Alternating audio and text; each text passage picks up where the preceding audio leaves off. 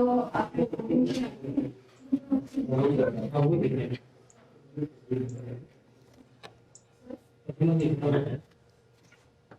You ready?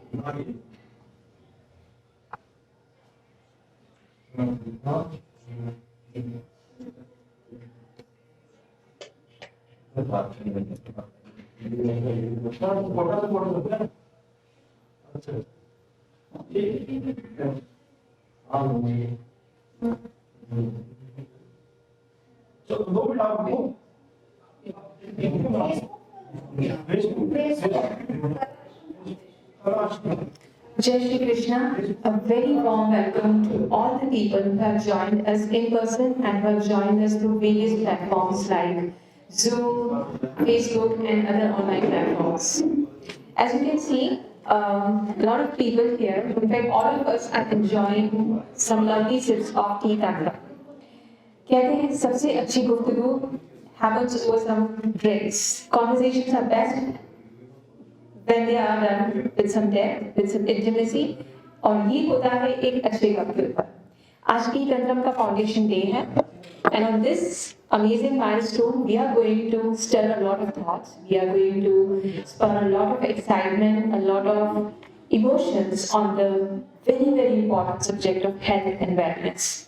What better way to do and what better platform to do than the Tea Tantrum Foundation, which celebrates its first year of an amazing journey. So we are very excited to have you all here. And all the online people. I think Dr. Kushi has joined us and Dr. Veena ji has also joined us. Thank you so much. Lovely to have you here. Thank you. Thank you. Okay. We are waiting for some guests, and as soon as they join in, we would, because we would like to take the blessings of the most senior, the most veteran, and the most spiritual person that we have here. So we would start the program then. But meanwhile, let me keep giving you some heads up on what is about to happen today. So if you've seen the movie Avengers, this movie is the best example of what happens when all the superheroes come together. What if there's this big villain in this world and you have just one superhero to fight? Yeah, we might get a bit big. But what if we have Superman, we have Batman, we have Iron Man, we have Captain America, we have Spidey, everybody, and why should we forget the girls? What about Catwoman? What about Wonder Woman? Everybody coming together and fighting this beast, this monster that we have to suddenly face. So today, we are going to have this lovely, very thought-provoking, very candid, very ruthless panel discussion. We have luminaries from all dimensions possible. We have somebody from sleep health, we have somebody on teenage health, somebody on emotional wellness, mental health, and of course, the various bodily forms and anatomical forms about lungs, about obesity, about diet, about lifestyle. So all these superheroes will come together and everybody will bring their own power. Somebody is great at telemedicine, somebody is great at handling diet, somebody is great at talking about mental health. We'll all come together and we'll beat this monster. The idea today is, हमसे आगे भी तो बहुत लोग गुजरे होंगे इस्लाम में. शायद होता तो कुछ पत्थर आके हटाते जाते. Yes. I think the generations that are going to come after us supposedly will ask these questions if we don't do something today.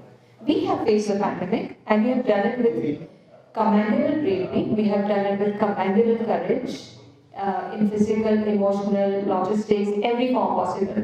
What now? Now that the storm is past us, how will we rebuild? What about the resilience that we need now on emotional level, on physical level, on operational level? So today we are going to talk about it. The topic is post-pandemic wellness, creating awareness, creating good habits, creating some very much needed changes in our lifestyle, in our mindset, in the way we think, we work, we live, so that the next time something like this happens, we are ready, we are confident, and we are sharp. That's the objective. तो चाय की कुछ चुस्कियों पे ये सब बातें चलती रहेंगी, हम आगे बढ़ते रहेंगे. And Since this is a very important moment for the Tea Tantrum Foundation, let me give you a little hint of what Tea Tantrum is.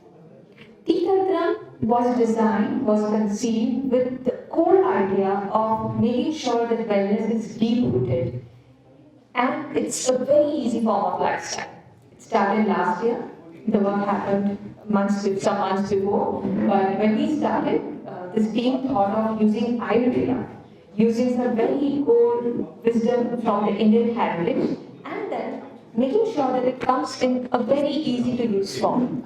Just dip these tea bags whenever you are feeling like having a sip, in the morning, in the afternoon, taking your coffee breaks. Just replace it with something as healthy, as simple to use as Tea Tantrum tea bag, which is available in a lot of forms. We have something for lungs, for obesity, for mental health, and a lot of other options. So that's the idea. And for some sips we will be discussing. I can see that the panel is starting to galvanize. Yes, I can see some faces on Zoom. Namaskar Guruji. We have Shri Vasudevji with us from Blue Star Foundation from Trinidad and Tobago. He is our mentor, our guide, he is the beacon, he is our lodestar. He keeps giving us wonderful directions whenever we need them. So Guruji, Jai Shri Krishna, heartiest welcome to this panel. And it would be great if you could start this program with your kind blessings. Okay. Thank you so much, and Jai Shri Krishna. Jai Shri Krishna. Namaskar, everyone. I'm very happy to be here with you today, and look forward to the launching of yet another product by the Kala Ashram. And always a joy to be a part of their team and to be in their company.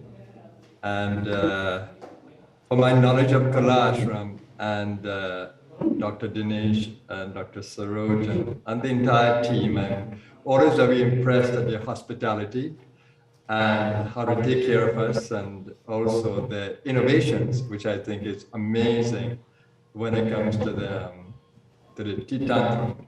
And I want to congratulate you once again on this new launching, and we look forward to a marvelous day today. But let's just join in prayer for those of us who are here, and we can do no better as we begin than to ask for the blessings of the Almighty, the creator of the universe, the sustainer of the universe. So just join me for a moment. Let's enter the silence of being. It is in the silence that we'll experience the divine in its entirety. Guruji has requested everyone to observe a few seconds of silence and evoke the blessings, the spiritual energy that is around us. Let's just close our eyes for some seconds. Let's open our hearts to each other. Let's open our hearts to each other. One love, one mind, one universal mind.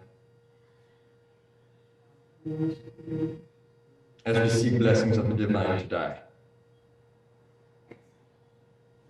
I'm going to repeat the mantra of blessing, invoking that Supreme One that exists in everything.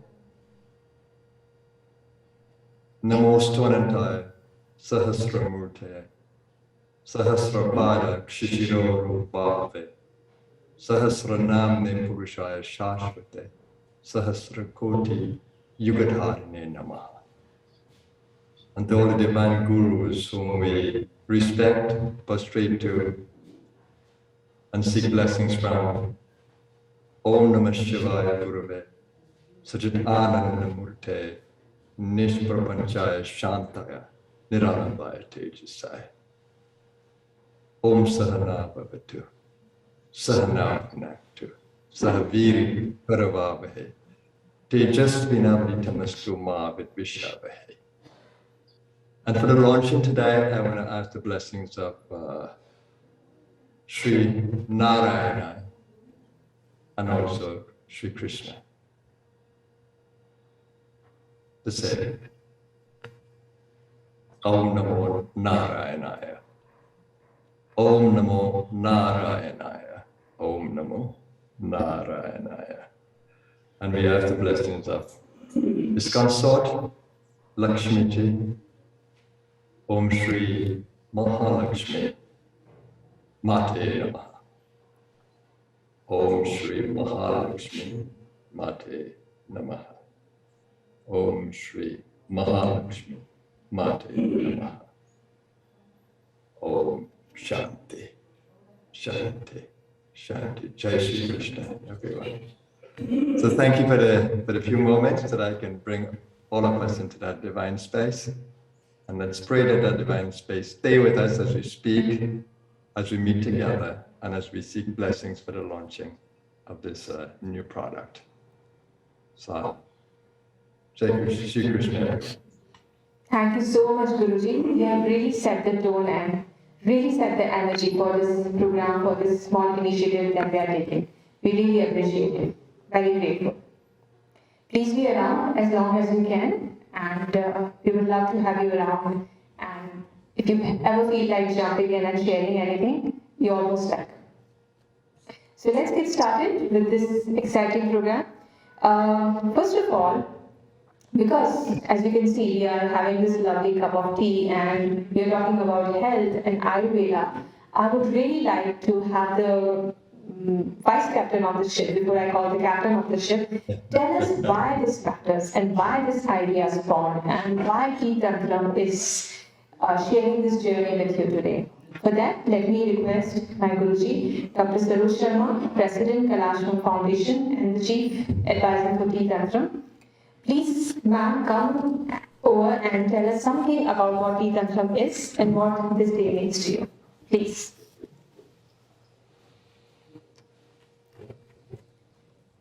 Thank you so much, प्रतिमा जी. आज की शाम को हम यादगार बनाते हैं.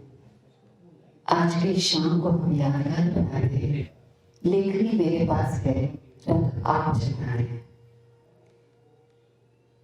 इस पूरे माहौल में एक जो पॉजिटिव एनर्जी गुरु जी के द्वारा भरी गई है, और आप समझ ही गए होंगे कि कलाश्रम परिवार में जो ये ऊर्जा है, ये श्री प्रभु वासुदेव जी के देन है. मेरे हृदय से इस परिवार में पधारे हुए सभी अतिथि, महानुभाव और कलाश्रम आयुर्वेदा मेडिकल कॉलेज के सभी प्रोफेसर्स और डॉक्टर्स का हृदय से हार्दिक स्वागत करते हैं. आज की इस शाम हम लोग यहाँ पर कलाश्रम फाउंडेशन की एक इकाई टी तंत्रम के फाउंडेशन डे के सेलिब्रेशन में उपस्थित हैं. टी तंत्रम ये आप लोगों के लिए नया नहीं है, क्योंकि आप लोगों की ऊर्जा भी उस कार्यक्रम में, उस प्रोडक्ट में है. आज कलाश्रम फाउंडेशन जो टी तंत्रम का फाउंडेशन डे सेलिब्रेट कर रहा है, उसमें आप सभी का सहयोग डायरेक्ट और इनडायरेक्ट रूप से संस्था को मिलता रहा है. और मैं अपेक्षा करूंगी कि हमेशा आपका इसी तरह का पॉजिटिव सपोर्ट संस्था को मिलता रहे और इस तरह की और महफिल में हम मिलते रहें और जमाते रहें. कार्यक्रम का प्रारंभ हमेशा की तरह मैं इस फाउंडेशन के सीएमडी डॉक्टर दिनेश खत्री साहब से निवेदन करूंगी कि दीप प्रज्वलन करके इस ऊर्जा से हमें लाभान्वित करें और इस ऊर्जा की तरह ही हम भी आपकी की तरह चारों ओर प्रकाश फैलाते रहें. आज टी तंत्रम का फाउंडेशन डे है और चूंकि पिछले 2 साल से हम देख रहे हैं चारों ओर जो पैंडेमिक का माहौल था, और इस वर्ष आयुष सरकार ने अमृत महोत्सव घोषित किया है. उसी को मद्देनजर रखते हुए कलाश्रम फाउंडेशन और टी तंत्रम आज एक पैनल डिस्कशन भी करने वाला है। ये हमारा सौभाग्य है कि इस मंच पर गुरु वासुदेव, हमारे बहुत ही स्नेही doctor Kush, doctor Sachin Bajaj, doctor Veena Tripathi, Hridaya, mister Raghuvendra ji Prasad, Sabina ji, आप सभी इस मंच पर उपस्थित हैं और कलाश्रम फाउंडेशन परिवार की ओर से मैं इस मंच से आप सभी का हृदय से स्वागत करती हूँ। आज इस पैनल डिस्कशन के साथ ही चूंकि चारों ओर जो एक वेव थी, एक दौर हमने देखी और तीसरा दौर अभी चल रहा है। पहले दौर में हम लोग समझने की कोशिश कर रहे थे कि ये क्या है। दूसरा दौर एक ऐसा आया मानो कि एक बाढ़ जो आती है, एक फ्लड आता है और पता ही नहीं चल रहा था किस किस को लेकर वो तबाही मचा गया। तीसरी देर में थोड़ा सा सुकून है, पर ये जो 3 अंतराल हमने देखे और उसी को मद्देनजर रखते हुए हमारी टीम ने आज पिछले 6 मंथ से वो एक नए प्रोडक्ट की तैयारी में थी, वैदिक कावा।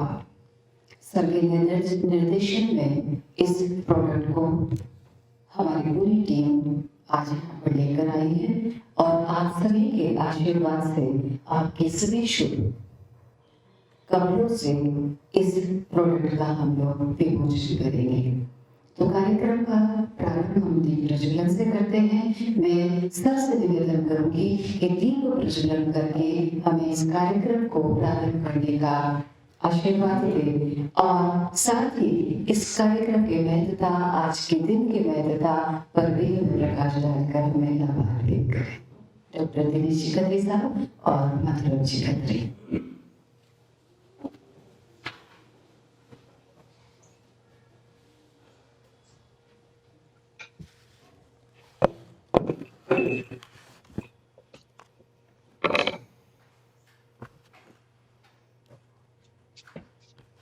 दूर जो दीप है जिनमें अब दूर नहीं, थक कर क्यों रह गए राहगीर, मंजिल अब दूर नहीं। रामधारी सिंह दिनकर जी की पंक्तियां हमें याद आती हैं और हम आसपास जितनी भी स्पिरिचुअल एनर्जी है उसे ही प्रे करते हैं कि हमें गाइड करती रहे, हमें शक्ति दे, हमें स्किल्स दे, हमें कॉन्फिडेंस दे, हमें कॉन्फिडेंस दे कि हम लोग आगे अगर कुछ फेज बाकी हैं तो हम उनका सामना अच्छे से कर पाए। अगर ठीक भी आता है पर उनके दिल में हम सुनने की कोशिश करते हैं तो पता नहीं।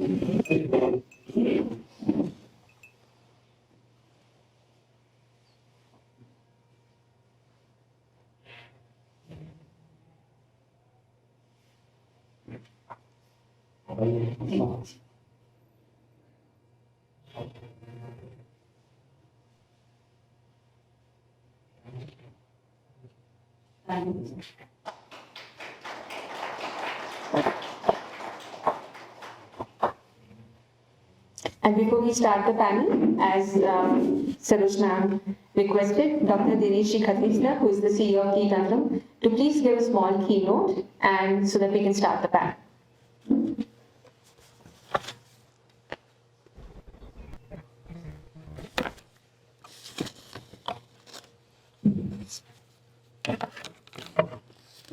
जय Shri Krishna.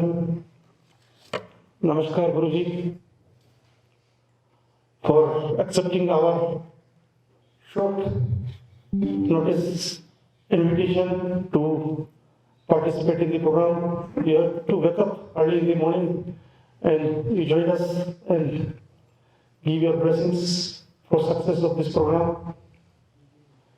Dr. Kush from the Hungary and all the dignitaries who has spent their valuable time today in the discussion of past pandemic effects of the corona, how we are surviving and struggling with this pandemic. I would like to give you a small brief of the Tea Tantrum. It is a subsidiary unit of the Ashram Foundation, who is indulged in the Ayurvedic activity from last 15 years, running our college, hospital, pharmacy in the Ayurveda. After the long research, last year we started Recording in progress. we started our manufacturing unit in the college premises, namely the Tea Tantrum Pvt Limited, focusing on the values of the Ayurveda to be bring a small tea bags for the common people. 21 products were launched last year. During this journey, we have to achieve the obstructions as well as we have got the milestones ahead in our journey. After launching the Tea Tantrum, first award was given to us by the Grow Global Foundation, Washington, in October 2021. That was our achievement, that we were able to compete with the quality and the efficacy of the products in the foreign market also. Day before yesterday, we were just having this press conference about the launching of the program, and on the very day, we have also been confirmed by the European Quality Project UK for the quality and the efficacy of the products in this pandemic. Generally, we were expecting that the Ayurveda means the small pills or the kadha, we have to just boil it and have it in our period of sickness. But we have more defined the way of Ayurveda in a modern perception, adding the green tea from the different parts of India, either from the Kashmir, from the Munnar, from the Assam, which are the main ingredients, along with the other herbs as mentioned in the classical literature in a raw, clean form to offer our consumers. It was a challenging job to accept, to pack and to launch this product in the market.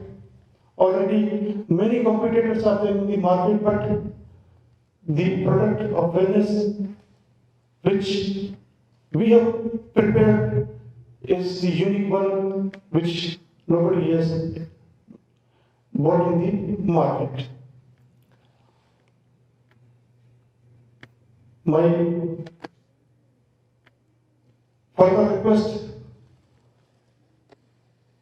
in this program is to focus on the efficacy, on the uses and the benefits of Ayurveda in the post-pandemic period. I would give my further mind to Pratimaji to continue with the project which she has dealt to introduce in today's conversation. Thank you everyone for joining us.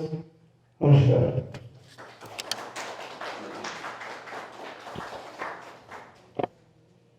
Thank you, Dinesh sir. He set the ball rolling and now we can get started. Like I said earlier, Thanos is here and coming in different avatars again and again. But we have all the Supermans, Iron Knights and Wonder Womans that we need to fight him. So yes, today's panel is about how to be ready for the post-pandemic world in terms of health, awareness, confidence. And to do that, we are going to ask some tough questions, and for that we have experts from many dimensions on this panel. Before I introduce them, before I invite them to share their thoughts, I would love to introduce them. And when I do that, I somehow recall these lovely lines from Ram Tari Singh Dilkarji again. वाटिका और one एक नहीं, आराम और run एक नहीं, बादल बिजली बारिश रचक, पौरुष भी है साधन अखंड, वन में तो प्रसून फिर भी खेलते हैं, बाग में शाल कहाँ मिलते हैं. Yes, today we somehow need to really be more brave than we were in the last few days. We need to be more honest.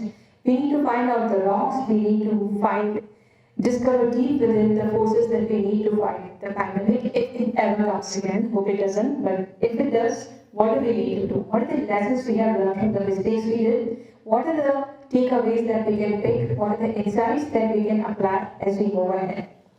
So we do that, and let me allow you to introduce to this wonderful Avengers team that we have here. First of all, I think I can see, is Raghavendra ji around? Hi. Hi, he's here. Okay. So Raghavendra Prasad ji is somebody who you might have seen a lot on NDTV interviews when he was doing the warrior thing in the last 1 year. He's the founder of Step One. It's a very unique startup which thought that why not introduce telemedicine in India, especially when we needed it the most during the COVID period. In 1 year, just in 1 year, this NGO has spread across 21 states, worked with Karnataka governments or North Indian governments, and did amazing work, really impactful last mile work. Because, like he said in one of his interviews, whenever somebody used to get a COVID test, they would either go in one extreme or the other. They would either panic and just run amok, chasing doctors, going to hospitals, creating more load on the infrastructure and system, or they would go lazy and just put their feet up and think, okay, this is another one, how would it affect me? Telemedicine, telehealth, using digital means and technology provided the perfect sweet spot, the perfect balance between these two extremes. In just about a year, he has somehow galvanized 12,000 doctors, 15,000 volunteers from the medical stream, 5,000 non-medical volunteers, and they are doing amazing work. He is not just a telehealth startup and founder, he's also a biker, an avid thinker, adventurer. He loves energetic people, which I'm not surprised because whenever we interview him, we can see the contagious energy he has. So Raghavendra ji, if you could just wave a hand to us.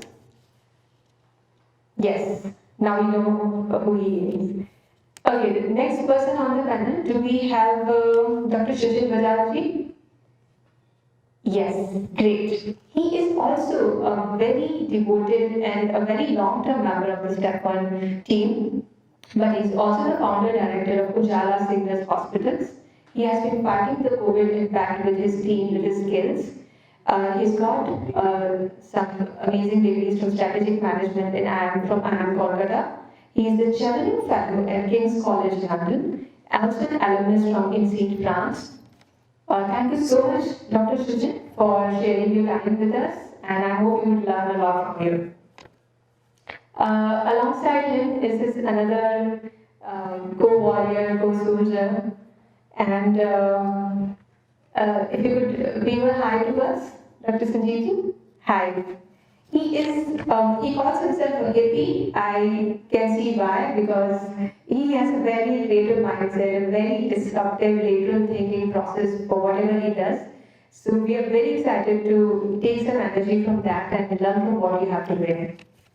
We also have Sabina Bhandurwala-ji. Something interesting about her, if you can see her. Hi Sabina-ji, welcome to the panel. So when she was, if you can see her, yes, she still looks young, but imagine her like as a 13-year-old. She came back from school and asked her father, who was already running a giant family business, that what happened to that labor problem that we were having. And her father looked at him and like, okay, do you really know about all this? And I think that was the time when he knew that this girl is going to take over the family business in a wonderful and a capable way, which she has proved so immensely, so wonderfully. Today she is the CEO of Home India. She was the first pioneer in India to talk about patents and IP in an industry which is mostly unorganized and raw. So she brought in the Agushell technology. She's been working for 15 years, holds a degree from Harvard course in New Ventures in India, the second generation family business guy, and a very successful, impactful disruptive woman entrepreneur that I can see. Thank you so much, Samina ji, for making time despite your busy schedule. Thank you so much for having me. Thank you. And yes, we also have somebody who talks about a very, how should I say, the elephant in the room that not many people like to address, which is teenage health, suicide, depression. Thankfully, the conversation around this topic has started in the last 2 years due to some movies, some film stars coming out, but she has been doing a lot of rigorous, deep research in this area from a long time back. Dr. Veena Tripathi ji, she's the professor of marketing, a leadership coach from Jaipuria Institute of Management, Ghaziabad, and she has been working very rigorously on some wheelhouses of her, which is mental health, emotional hygiene, and work-life harmony. Thank you, Dr. Veena ji. If you could wave to us. Yes, thank you so much. Okay, now we have all these senior people, but we need the young blood, we need the Spideys to fight Thanos. So the first female Spider-Man that you would see is Ridhya Khatri. If you could wave to us, hi. She is the Chief Innovation Officer of Tea Tantrum, a very prolific writer, and she just started her journey as a medical student. I think she will be one of a healthcare professional by the time she completes her degree. But she's already thinking of many creative, bold, unconventional ideas about healthcare. So, very excited to have you all on this panel. And first of all, they say ladies first. So, let me throw the panel over to Sabina ji. Hi, Sabina ji. Yes, hi. Please call me Sabina. Okay. So, Sabina, tell us something about why sleep health is something we should know and talk about. This is the last thing we think of when we think of health, because who needs sleep, you know? Who needs to catch the beds? Why are we so oblivious to something that is so core to our health? And what are your observations from what you are doing in the industry in a hands-on way? If you could share something about that, and also tell us why in the post-pandemic world we need to talk and be aware about sleep health, and how can we do that? Over to you. Sure. So firstly, thank you for introducing sleep as an important topic, through this panel discussion, because like you said, in India, sleep is a luxury. It is not considered as, part of your, like breathing. You eat, you will party, but you will not sleep. So that is the kind of culture and mindset that we're dealing with in India per se. Enough information is available really, about how important sleep is. All of us here will have basic common knowledge, that I don't think there's any bodily function that performs well if you are sleep deprived, and it's very important to know that. But knowledge is available. I think the problem is people don't believe it. So we do know that, if you take all the developed nations and all the major illnesses like your diabetes, your obesity, your cardiovascular disease, everything will have a link to lack of sleep. So we do have all the possible information. You have great, sleep scientists who have a lot of papers that you can go through. You have neuroscientists, you have sleep specialists who talk about it. But like you said, it is, it's unless we don't go through it, we will not believe it. So my a very simple thing is that when I tell people, like when you ask me why is sleep so important, I just tell them, can you remember the one night that you couldn't sleep, or 2 nights in a row that you chose to not sleep? What happened the third day? And I think more than any technical information is that experience that needs to be remembered, because it's going to affect everything. Your immune system, and that is of vital importance right now, considering we dealt with COVID, and I'll come to that a little later. But your immune system, your mood, your emotional health, your physical health, I mean, you name it. And sleep is a major contributor to that. But yes, people have to learn it the hard way. Now, we as mattress makers, what we try our best to do is, we're trying to give you a platform that maybe, you want to have that 1 extra hour of sleep. Or then we work harder to give you a cozy bed if you want to rejuvenate in a period of 5 hours. But then that's that much that we can do. But you need to sleep. And it's strange because everyone loves sleep, but people don't want to do it. So really, I think the more and more we keep talking about it, we're hopeful that at some point people are going to actually believe in it. And I think that's what the pandemic, at least what we've seen as an industry, the pandemic has done that. Because, people spend so many hours at home. So we had a good boom in sales post things opening up because they were stuck with wrong rest. They were stuck with, being uncomfortable. And that's when they realized that, okay, comfort is important.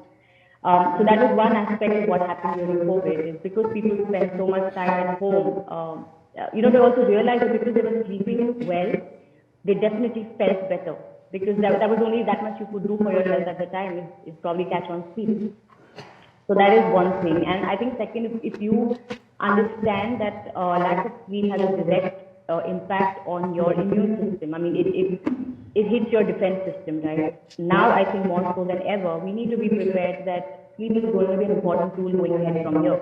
This is not the last of the viruses. I hate to say this, but probably it's the beginning of this trend of viruses that we're going to have. And we need to equip ourselves with the maximum tools we can to be able to fight this. And we're not going to be able to do that without giving sleep those dedicated hours it deserves. People feel, stealing hours from sleep routine is a great thing. Oh, my productivity is great in 4 hours. Well, imagine what your productivity would be if you had a 7 to 8 hours of sleep. So I think people, especially the new generation, needs to believe that it's uncool to sleep less. It's nothing great. It's very nice to say, oh, I only had 2 hours of sleep. There's nothing great about that. So, so I think the easiest way to kind of get yourself to get yourself a good sleep hygiene really is to have a routine. It's really as simple as that. Like, what I request people to do is set yourself a routine, stick to it, and you should be fine. There's not much that you need to do in order to sleep. And yes, please remember the time when you didn't sleep well and what it did to you, and hold on to that memory really. And I think that will help you stick to your routine. That's my 2 bits really on the importance of sleep right now. Awesome. So well made. Yes, we take it for granted and we somehow feel a swagger in our saying, oh, I didn't catch enough with sleep. What a wrong mindset we have. But Samina ji, do you have some observations on what is wrong with our lifestyle? Like, what we eat and drink before a good hour of sleep, what we watch, what we should be doing instead.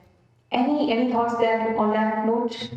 So again, there's enough said on sleep hygiene, like what you should be doing. I mean, it's some of it is very obvious. You don't drink coffee before going to bed.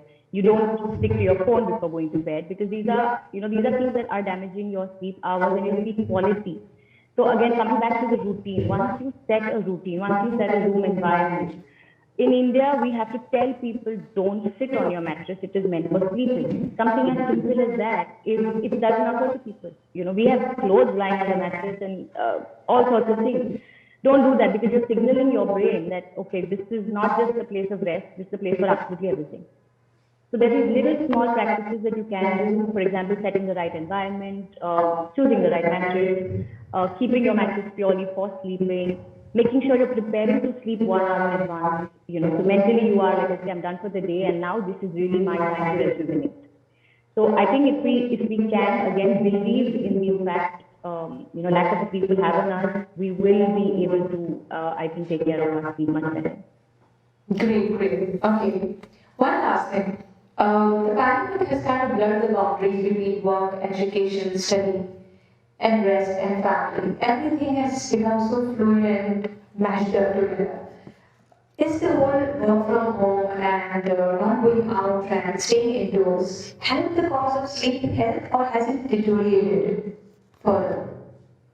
So, I'll say this for women. I think this whole work from home concept has totally worked against us, because we are working from home, but we're not doing our work. We're doing everybody else's. So it's definitely not helping us in any way. And yes, it has taken a big toll on the health of women in general, this whole work from home setup. Another thing is, what happens in a work from home setup is you're not able to set a routine. Like for example, you have naps at odd hours. You'll be working in the night because that's when you have a peaceful environment. So you are not able to really maintain a schedule.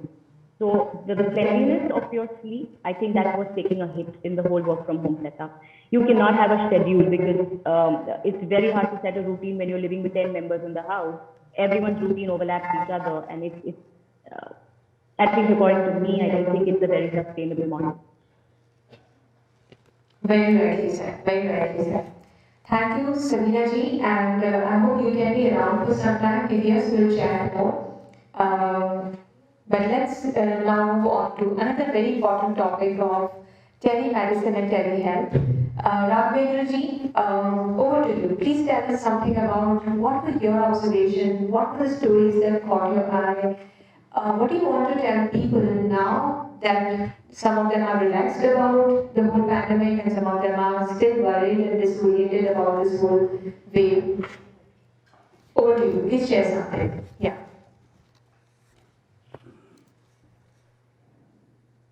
I think you are still on mute.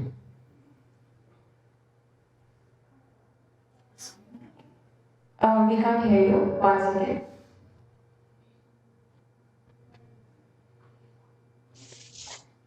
Would you try unmuting it again?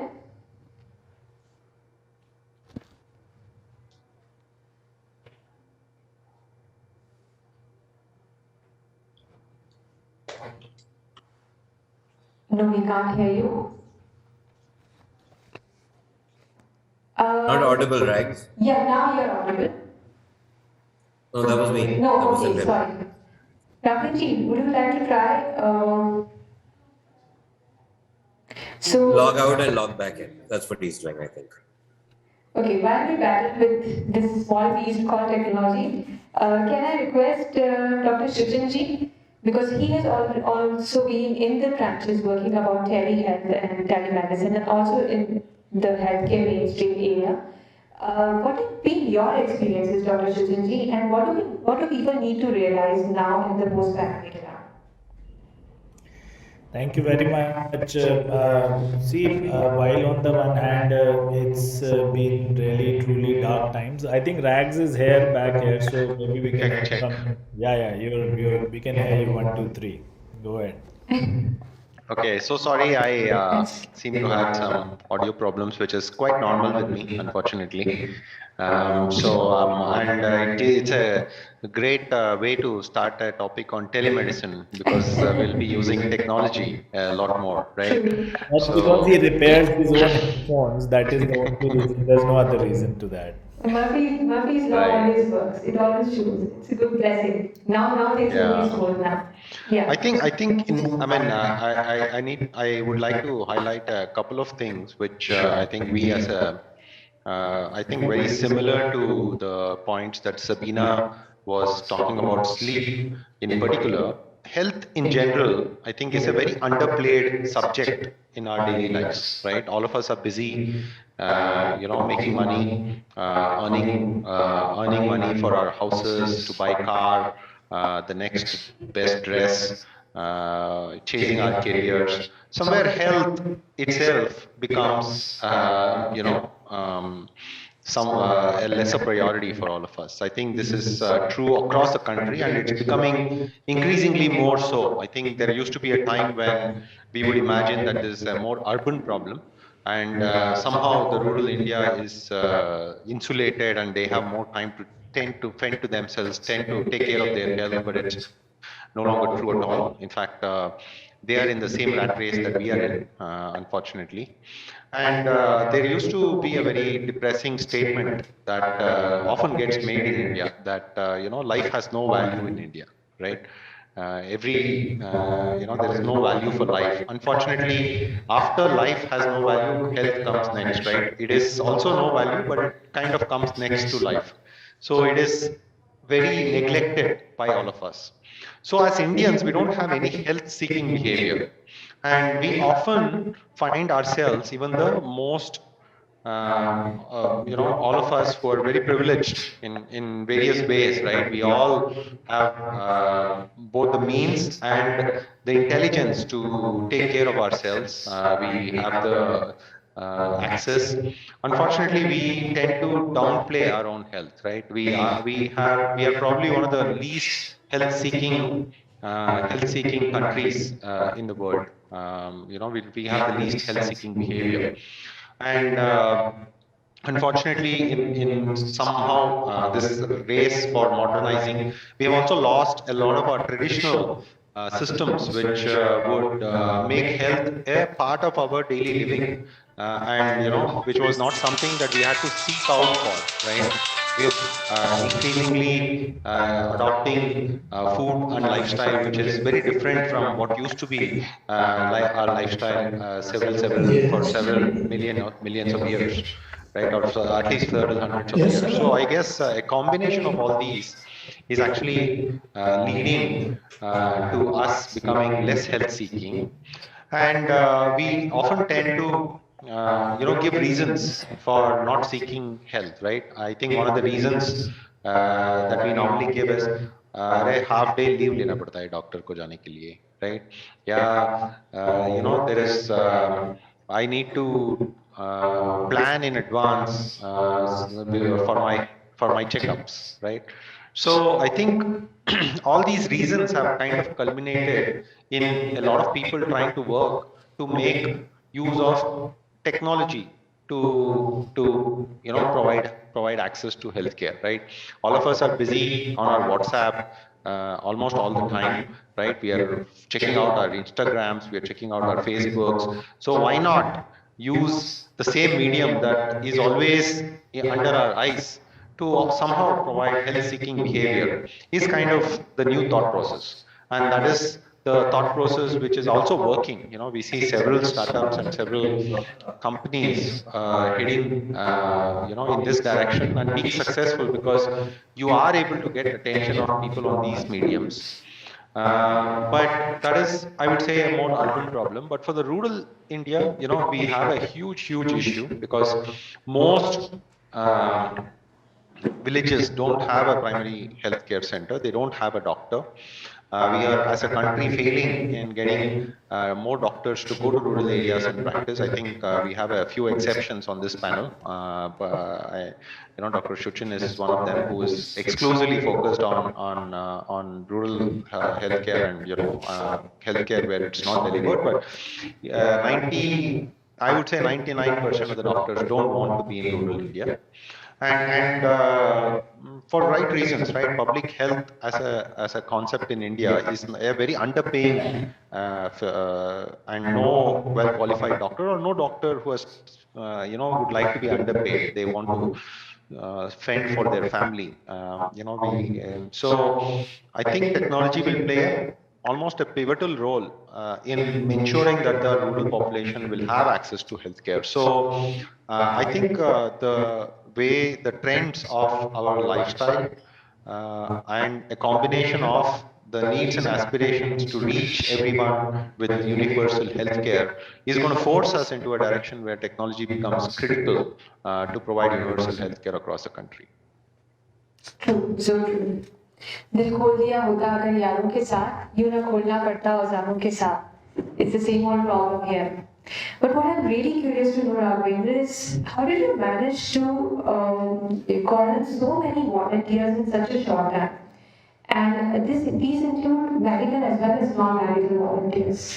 So, A, how did you do that? And B, what about normal people like us who have no clue about how to even handle scissors? Clumsy and clueless people like us, how can we contribute to the causes that we are doing? Sure, yeah. So I think, I don't think I will take any credit for, or I deserve zero credit for the way the organization has built up, because I think there is an innate kindness in people. There is an innate need for people to contribute to the well-being of their fellow citizens, and I think it's just that innate goodness and kindness of people which has led to an organization like Step One to flourish. So I think all credit to the to the innate goodness in people. I think specifically doctors. I think when the pandemic was happening, not every doctor is either qualified nor capable, or have an opportunity to be a frontline worker. I think all of us tend to paint all doctors to be the same. Unfortunately, there are several specializations within doctors, and most doctors don't have an opportunity. I would say, only say about 10% of the doctors potentially had an opportunity to be on the front lines.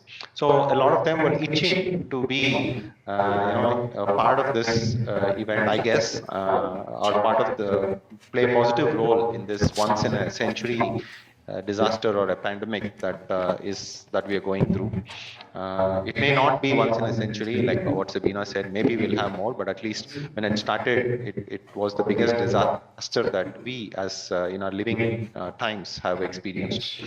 And I guess there was a driving factor there, and also the fact that in India. We know that our healthcare system, our public health system, cannot reach everyone, right? And we also know that there are some unique challenges that this pandemic brought, right? We didn't know the word lockdown, we didn't know social distancing, but we somehow had to provide for healthcare, in a lockdown scenario where you're not supposed to step out of your house, in a scenario where you need to maintain decent social distance from the people whom you're interacting with. All of which led for technology, people banking on technology, and I would say step one kind of provided a platform where that innate goodness as well as an opportunity to participate came about. So if I were to be very specific, we actually were a bunch of startup founders who were basically looking at, what can we do, because technology's role in this pandemic, we kind of knew that it's going to be huge. And we actually put out a helpline, but we were looking for people to start using that helpline. It's not easy to put a piece of technology, which and it's in fact it's useless if a lot of people don't know that something like that exists. So we actually went out to meet the Karnataka government, and at that time the state war room head was an IAS officer. His name is Munish, Mr. Munish Maudgil. So we basically told him, we are like well-meaning citizens who just want to make a difference. So we have built this. Do you think it is useful? He said, yeah, this is going to be very useful. So can I adopt it? We said, then why don't you popularize this helpline number that we built? He said, why should we popularize this number? We already have a health helpline, a state health helpline, right? Every state has a health helpline. Typically, it's 104. Why don't we connect all the calls on 104 to your backend, and why don't you handle the calls? And he said, there's going to be about 10,000 calls that's going to come on this. We were like, we said, yeah, we'll try, but we just had no clue that, how we'll handle 10,000 numbers, because, or 10,000 calls, because we just had probably 10, 15 volunteer doctors with us at that time. So we made a WhatsApp message and sent it out, and we were hoping that more volunteer doctors will join. And we sent it out in the evening, and by night we had about 600 volunteer doctors who joined. And now we have 12,000, right? So we have went on, we have just kept on growing. And we had, of course, all the challenges to take care of training them, giving them an easy-to-use platform, supporting them when they had problems. And it's not just enough to give doctor consultation. You need to deliver medicines. You had to organize ambulance. You need to organize hospital beds in the second wave, oxygen. So all of that actually eventually, due to the innate kindness of the people to help, and the innate goodness in people, just got created. And more and more people joined the movement, and here we are, become such a widely impactful organization. And as I said, it couldn't have been built by one person, or it was never the intent of any of the initial team that it's going to become this big. It just went on becoming big because of the innate goodness in people. What a splendid story. What an inspiring story. And it rubs off in a very good way to a lot of us who want to help but don't know how to help. So, yeah, that's a very good reference point. Thank you. Please keep doing the great work, and I'm sure the audience who is listening and joining us would try to get in touch and contribute in any way they can. Actually, right now we are in the middle of a wave, and we really need more hands. So I would actually leave my number on, and also mention projectstep1.org. You can go to projectstep1.org and there is a join us link. You can apply there, or you can also email to hello@projectstep1.org if you would like to volunteer. We would love to get more hands. Right now we have, in fact, matter of fact, Sanjeev here and me and a lot of volunteers have been scrambling and hustling because the last wave, which took 60 days to reach the 3 lakh numbers, has reached in 8 days. This wave. So hopefully, it will also subside that fast. But right now we are at a stage where it's still growing and we really need more hands. So anyone who's willing to spare a couple of hours every day to work on this is most welcome. Not just welcome, we absolutely need them right now. So Pratima, if I can use this platform to spread the word about Project Step 1 and get more volunteers, it'll be amazing. It's all hands on the deck situation right now. We can save the ship from sinking by putting in anything that we have: time, skill, thought, resources, anything at all. And like he has explained so wonderfully and so first-handedly, that you don't need a lot to contribute and make a difference. Even a few hours a day, a few minutes a day, or just passing the word around can help. So yes, we all have it with us, and together we can, create a better army, a stronger army than what this beast is. So yeah, it's a good time. I hope people who are listening can join, can volunteer in any way possible. We need a lot of support in every way. So let's pass the word and let's make this strong, because it's going to come back and help us in the last mile in some way. Dr. Shritin, do you want to tell us something about this issue, and also, what made people turn so good and so kind and so going out of their way to help people? We saw a lot of good stories this pandemic, apart from all the bad news and the ugly sides that we saw. This was a good part of the pandemic. How can we continue that momentum even after this crisis is over? Over to you. Yeah, so as I was saying just before Rags joined back, that we did see a lot of dark times, but there were many silver linings to the pandemic, and one of the best things to come out was that it re-infused our faith in the innate goodness of all humans. Especially at step 1, we realized that everyone does want to do good, but then everybody just wants to do it and then sits back saying, what can I do alone? Akela chana kya bhaad phod lega? What can I do? There is no one there. The system sucks. The government is corrupt. Every officer is corrupt. What will I go and achieve alone, right? There is nothing for me. But we realize that if you do give a structure to people to come and do good, whatever kind of a structure it is, and everyone has trust in that structure, and it is a flat structure. You cannot build hierarchies that, okay, this is a hierarchy where you are at the lowest level and you are a volunteer, but at the top there are people who are earning like lakhs of rupees in grants or money or getting salaries or whatever. But if you have a flat structure where everyone is a volunteer, we don't have an office, we don't have a office bearer, none of us draw any salaries. We all work for free. We all have our day jobs where we have to go and work, and we spend as much time as possible apart from that on step 1.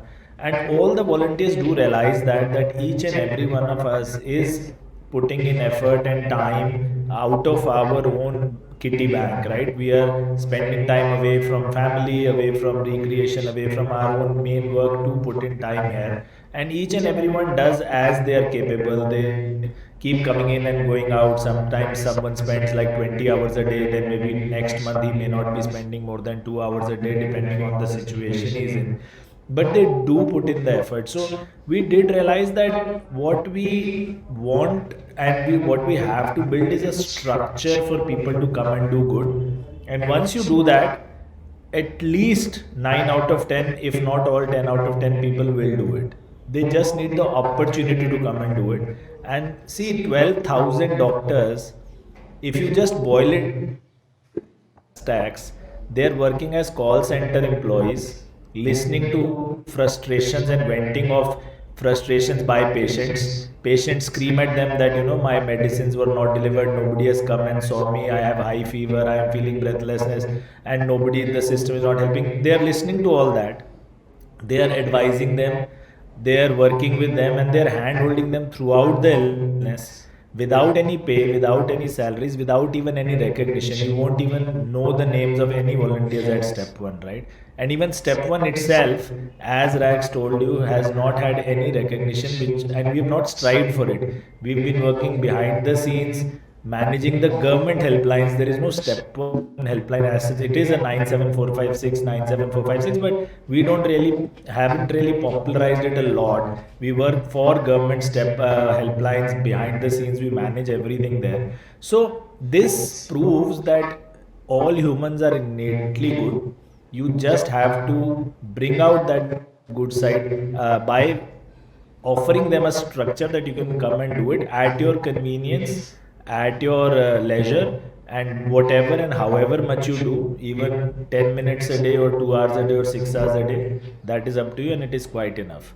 So that was the learning that we got, and we also got a learning in the immense capabilities that we have if we put our heart and minds to it. So, nothing is too big to imagine and achieve.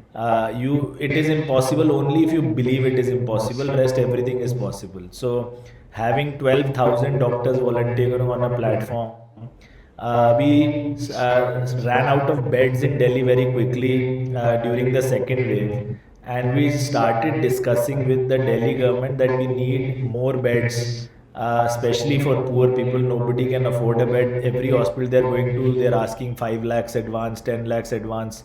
Even middle class cannot afford such things. We started talking to Delhi government on 23rd of April regarding this need for beds, and on 1st of May, we had our first patient in a 1,000 bed, completely free of cost, 100% oxygen beds hospital in Delhi. We built that up in 7 days. Can you imagine it? And it is still operational. It has now 308 ICU beds. It is the largest field ICU in the country by far, with 308 ventilators and fully equipped ICU beds. So nothing is impossible if everyone comes together and starts working on it, is what we realize. So there is immense capability in the human mind, brain and body. And if we put our brains to it, and as Sabina said, if we sleep enough over it, we'll definitely achieve it. How true that is. And yes, innate goodness, the power of collaboration, technology, the confidence to use resources in the right way, planning it all. It's like, we've discovered, we had some of these weapons already in our cupboards, but some of them were really built and created during the pandemic. While we were flying the plane, we created the parachute. So this thing, these weapons that we have discovered, this is where I'd like to bring in Dr. Sanjeev ji. How do we make sure that we do not put these weapons back in the cupboard? How do we continue playing up, leveraging the lessons that we have learned? What is your reckoning here? So I don't know whether I'll have a concrete answer to that, but I'll speculate, right? We've been discussing that the pandemic has got silver linings, and I think there are some very, very valuable things that have been exposed to everybody, not just privileged people, not just highly educated people. Everybody's understanding what immunity is. Everybody understands what the impact of health is. And perhaps there'll be an awakening amongst people in terms of having those health-seeking behaviors that Rags was talking about, which have been missing. Because people whose health has been, people who had compromised health have been impacted more in this pandemic, right? That's one component of it. I think there are a couple of other things that have happened which will require a little bit of effort.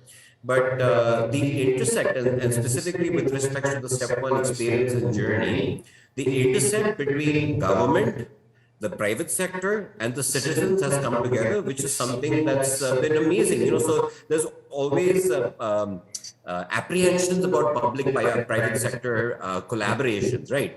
But this has been a great living example where it's not just the public sector and the private sector, but everybody has come together. So going back to what was said, that when the caring is there, things automatically work out. Now, how do we keep this caring alive? I think we have to go back and look at the fact that the pandemic which happened and has resulted in so many illnesses and so many deaths. I don't mean to take away from that, but historically in India, there have been so many other people, so many other illnesses that have been persistent for decades without anything being addressed, right? And some of these things have come to the forefront right now as a result of the pandemic because they've been neglected during the pandemic. Like, for example, simple things like infants being born getting vaccinated. We know that vaccination rates have dropped drastically during the pandemic because of mobility, because of lack of access to facilities, and so on and so forth, right? We know that hospital bed availability was not there, so a lot of unfortunate incidents happened because beds were not available, not because of COVID and for other reasons as well. So I think that there's been a general awakening that has happened, not just in the healthcare fraternity, but I think globally this has happened, and that's a good thing that has happened. Not that the pandemic has been a good thing, but you know, this jo kuch hota hai hamesha bhale ke liye hota hai. So you have to kind of trust nature in the sense that this pandemic was put on earth for all of us to maybe, you know, wake up. And as Rags had mentioned earlier on as well, right?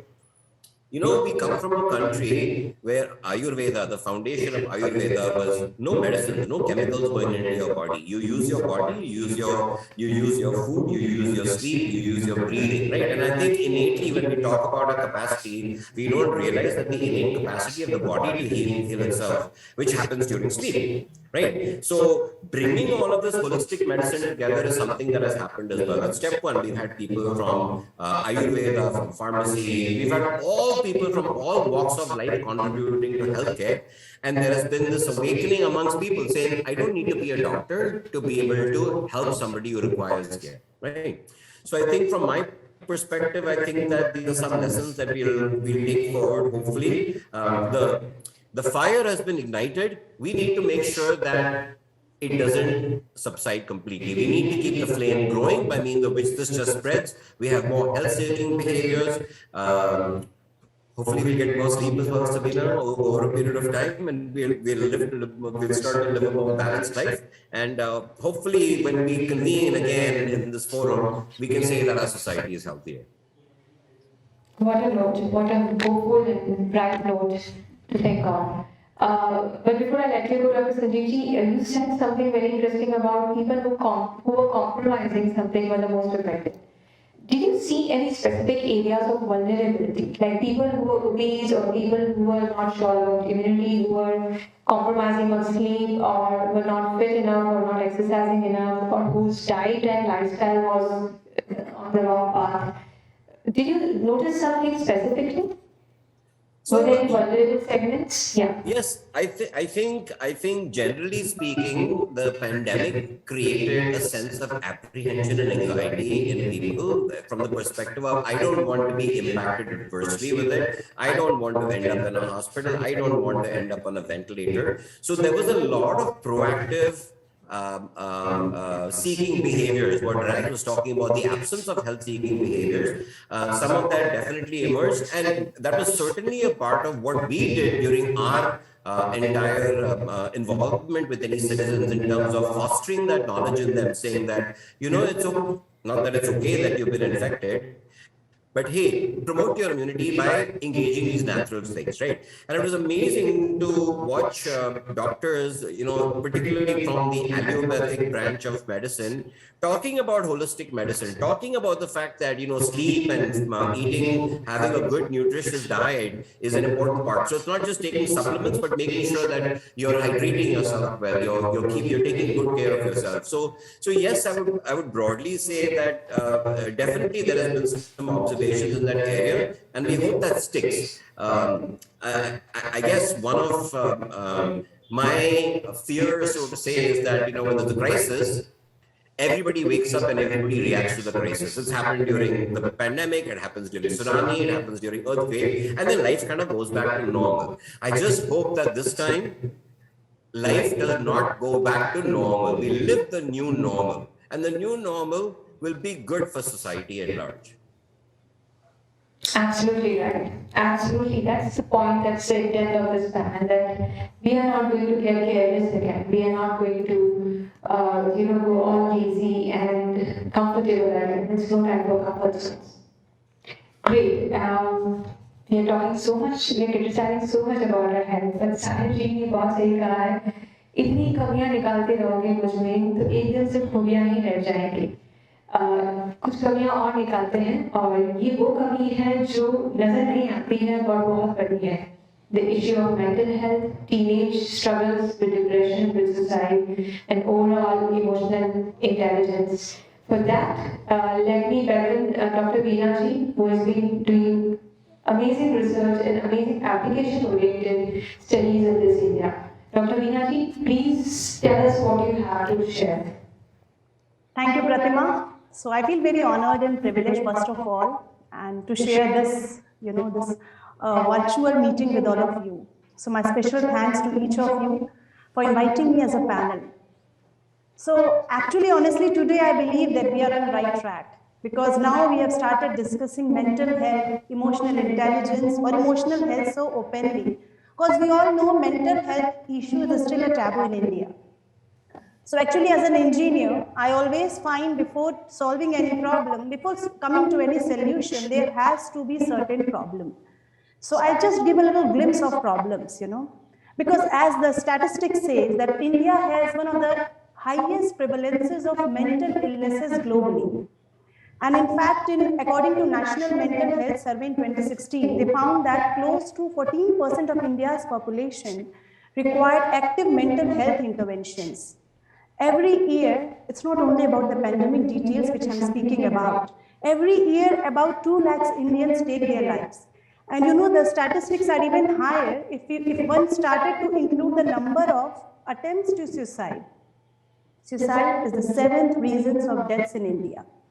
One in every Indian suffered from some depressive or anxiety disorder. This is a hidden one. I'm not speaking about the physical health. So actually the numbers have likely doubled during these couple of years. As Sabina had rightly said, women are specifically facing a lot of anxiety, depression, mental issues. So actually I have come to a very interesting metaphor, which is sad also, that from COVID pandemic, our country is shifting towards the mental health epidemic. Because 56 million Indians suffer from depression as per mental health survey. And this data I'm speaking about belongs to 2019 itself. So now in this, from last 2 years, it has definitely been increased, magnified. So actually when each of us are speaking about physical well-being, and a lot of, I came to know about it from the doctors, from many of my friends, and in fact in my own family, we all are speaking about physical well-being, Still whenever it comes to mental health, we sweep in the rug. So there is a huge gap when it comes to mental and physical health. And we see that, as a teenager, when I did see teenagers, I really feel pity on them, that this younger population suffers from development disorders. And the older population, if I'll speak to, they fall prey to depression and anxiety. So this is not leaving only an impact on an individual. According to World Health Organization estimation, India's economic loss because of the prevalence of mental health is $1.03 trillion between 2012 to 2030. So now, I believe that we all Indians across the world are having a very varied socio-economic and our own personal reasons to understand this mental health. And then obviously, when we are having such statistical data, what is a plan to save our children with this emotional catastrophe? So I believe that the more we move across this discussion, I would really want to give a little glimpse of that. I believe if their people would be more emotionally intelligent, they would be more emotionally cautious, might be we would lead to less physical health issues. Another epidemic which is coming in the form of mental health. That is a very bigger call for us. So Dr. Veena, if you could pick up 2 problems that explains why this could be an epidemic. What do you see happening in our society, in the society that we live in, the day-to-day society, the day-to-day family scenario, or the school or the college scenario? What is going wrong? What do we need to fix?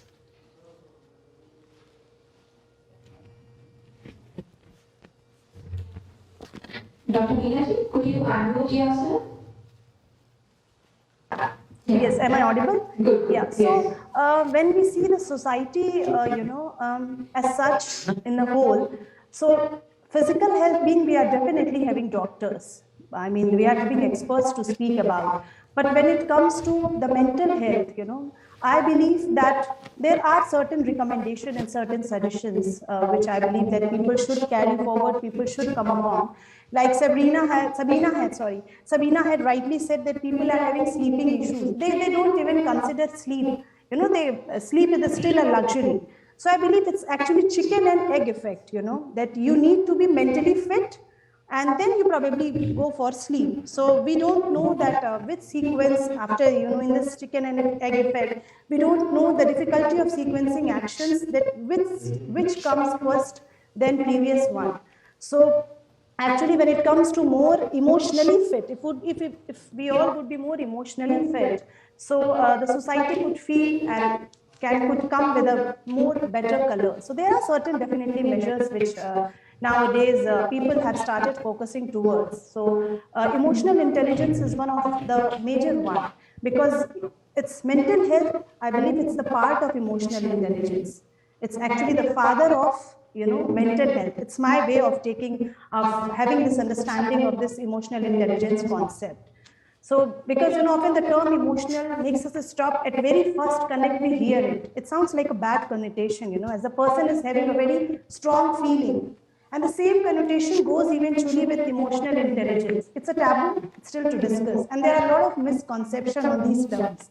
So, if we will be able to understand the differences between emotional and emotional intelligence, so the term, if I will allow me to tell me the difference, emotional is actually having feelings that are really excited and openly displayed. But when it comes to emotional intelligence, it is the ability to identify your emotions, and there are certain measurable skills. So to define emotional intelligence. So individuals should be really little emotional, and it's not very tough. There are a lot of misconceptions on this. So as someone of the panel had rightly mentioned that on 1st of May, India has received a lot of deaths because of pandemic, because COVID was not the only reason. Less number of bed was among one of the reasons. So we were having actually panic attacks. People are not only dying because of having less beds, people are eventually dying because of having, mental attack. They were anxiety, they were getting depressed, they were seeing losses in their own family. And eventually, those who haven't, those who are still surviving in this timing, after seeing so many deaths and losses around us, they are still sailing in the same boat. So maybe we all are reducing our ages. The COVID might be a small reason. So the another reason would be because I believe strongly that we are not being trained from our own parents and from the society, from our schools, from the community, how to understand our own value, how to understand our own emotions, how to value our own emotions. So that could be one of the reasons I believe that it can resolve the academic and all sort of issues in the society. Great, great. Very well, very rightly pointed out. And that's a good time to ask every panelist over here. Has there been some personal hack, some personal health hack that you picked up during the pandemic and which you have resolved to continue in the years to come? Any new habit, any new good routine that you have formed, or you have seen somebody in your family or one of your friends do, which you think is a good idea, something that you can share. We'll start with Sabina ji again.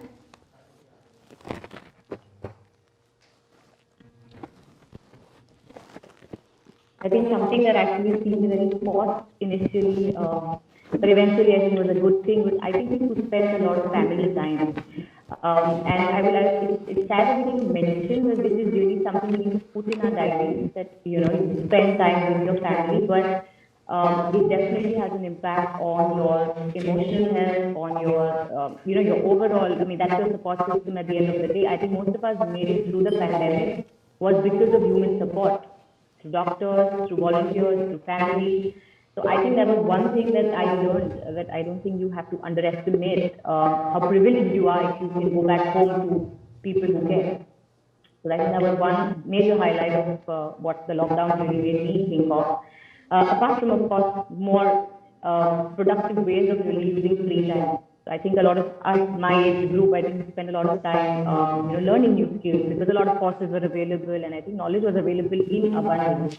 So I think that was another practice that, I think me and my husband were like, we enjoyed doing that. Yeah, actually, what when we were working on, connecting people this time, you have boundaries as to when are you available for calls and emails, which is such an impressive thing because in the workaholic society that we live in, we somehow look down upon having boundaries and having watertight compartments for family, work, health, fitness. But yeah, this is very commendable that you have started. You're a good example for that. So yes, making good work-life balance possible. First fact. Raghavendra, something from your side? Yeah, I think so. This is also, I think Sabina has already mentioned this to have a routine. So I've actually, I think one hack is whatever health seeking habits or healthy habits that I want to inculcate, I try to make it a part of my routine. So, whether it is every day trying to get a workout, focusing on drinking water. So everything that I think are healthy things to do, I try to make it a part of my everyday routine. So I kind of, so that's it's a I've learned to do that over many years, and there are still many habits which I would like to make a part of my routine, which I'm still working on. It's all a work in progress. But I think the one hack that I found is if it becomes a part of your routine, then you tend to do it more frequently, and it doesn't fade away. If you take up things where you challenge yourself, you tend to become a little bit more motivated. So specifically with me, I try to run longer distances, take up more challenges on timings, more challenging events. Anything which keeps continually challenging you and becomes part of your routine are, I would say, kind of two hacks that I found. Great, yes. Like they say, people in the gym, they sweat so that they don't have to shed blood during their actual fight. So that's important. They need to work daily so that when it comes to the final fight, they are ready and they suffer the minimal damage. Shishiji, any daily habit from your side? Yeah, I've promised myself to play every day. So earlier I used to skip, but I do go and play every day regardless of what my daily schedule is. So my early mornings are devoted to that. And as Dr. Veena said, we need to take care of our mental health, which is much more important than physical health. So I've developed a simple hack. Usually we worry about and get upset about things which are very minor, right? So I've lost my keys, my car had a flat, so I was late to a meeting, I spilled tea on my shirt, and we get so upset about it, but then we forget completely about it. In the next 3 days we don't even know what had happened, right? So if I begin to get upset about something, I remind myself and then I tell myself, will this thing worry me 2 years down the line? So if the answer is no, I completely forget about it immediately. I just delegate it to someone and then I walk away from that event completely. I don't even think about it. But if I feel that yes, this will keep troubling me for more than 2 years, then I allow myself to get upset about it. So this is a hack that I've developed for my mental health. And I consciously try and smile and laugh every 30 minutes, even though people may consider me somewhat of a mentally deranged person, but I try and do that every half an hour or so, yeah. That's a super one. I think I saw it in some movie, some colleague was arguing with her boss, like, I can see this cactus every day.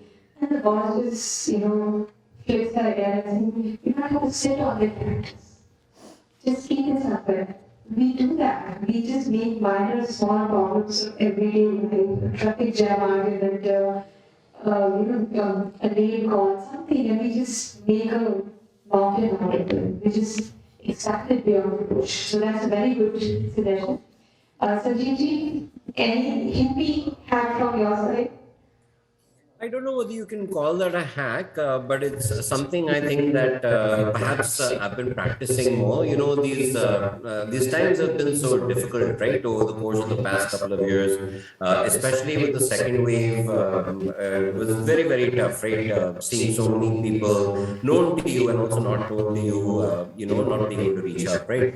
So I think perhaps what I have practiced more than anything else is acceptance and understanding that at the end of the day, there are things beyond my control. I'm a speck in this universe, and one must learn to go with the flow. And it kind of, to a certain extent, this kind of ties on to what Suchin was saying. It's like, you spill some tea on yourself.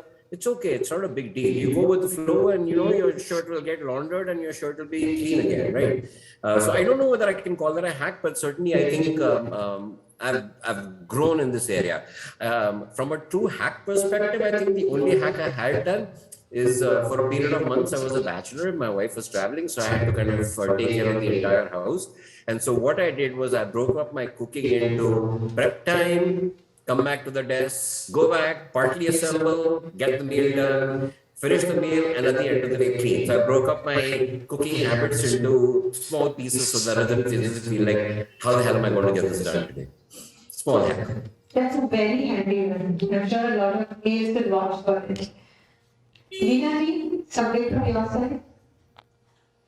See, I did a lot of things in this pandemic. I'm an engineer, professor of marketing. So I was not an emotionally intelligent person, not at all. I'm a highly emotional person.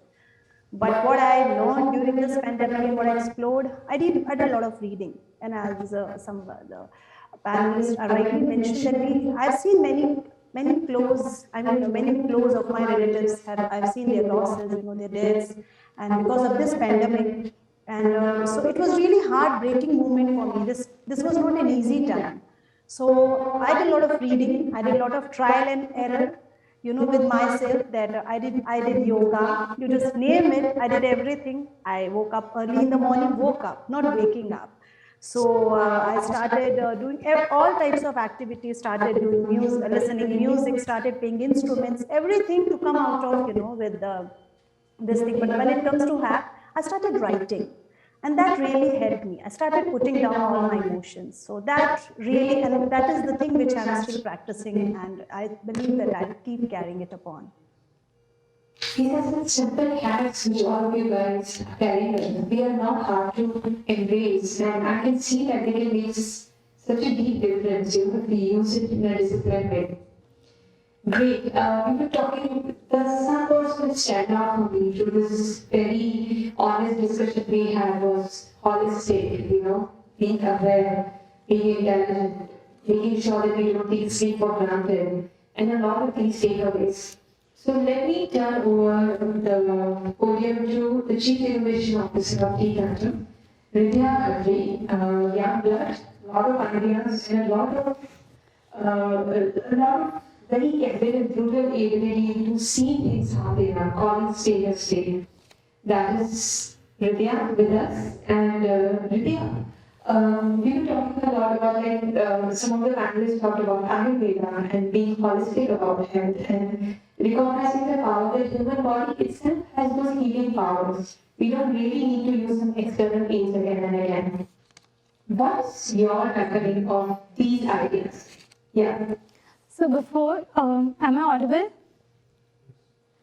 So before I start, I would like to express my heartfelt gratitude for making me a part of this panel, like being the youngest and regardless, heartfelt gratitude and pranam to each and everyone.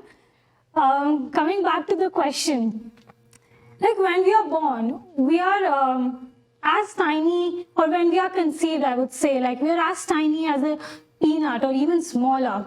Then you come out of the womb and you are this size, or maybe in some cases a little bigger.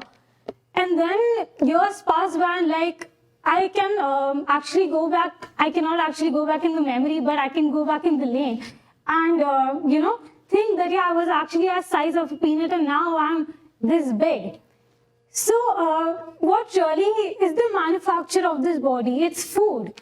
And yeah, we can like connect it to certain parts or certain things as, yeah, it's all the love that, ends up making us who we are. Yeah, of course that is like, all these blessings and stuff. But at the end of the day, it's the bread we eat, which is, making who we are. So if we go back and retrospect, you yourself are the manufacturer of the body. So I think the diseases which are happening and which are very common these days, these are happening within this manufacture.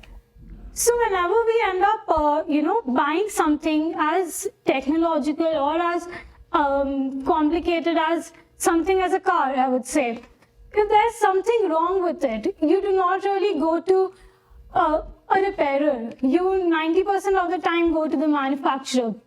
So I think with this, especially the last 2 years, we have, started going back deep to ourselves, as Veena ji was also saying, mental health issues. I think that is why, we are having mental health issues, because we are finally starting to see what is going on within ourselves.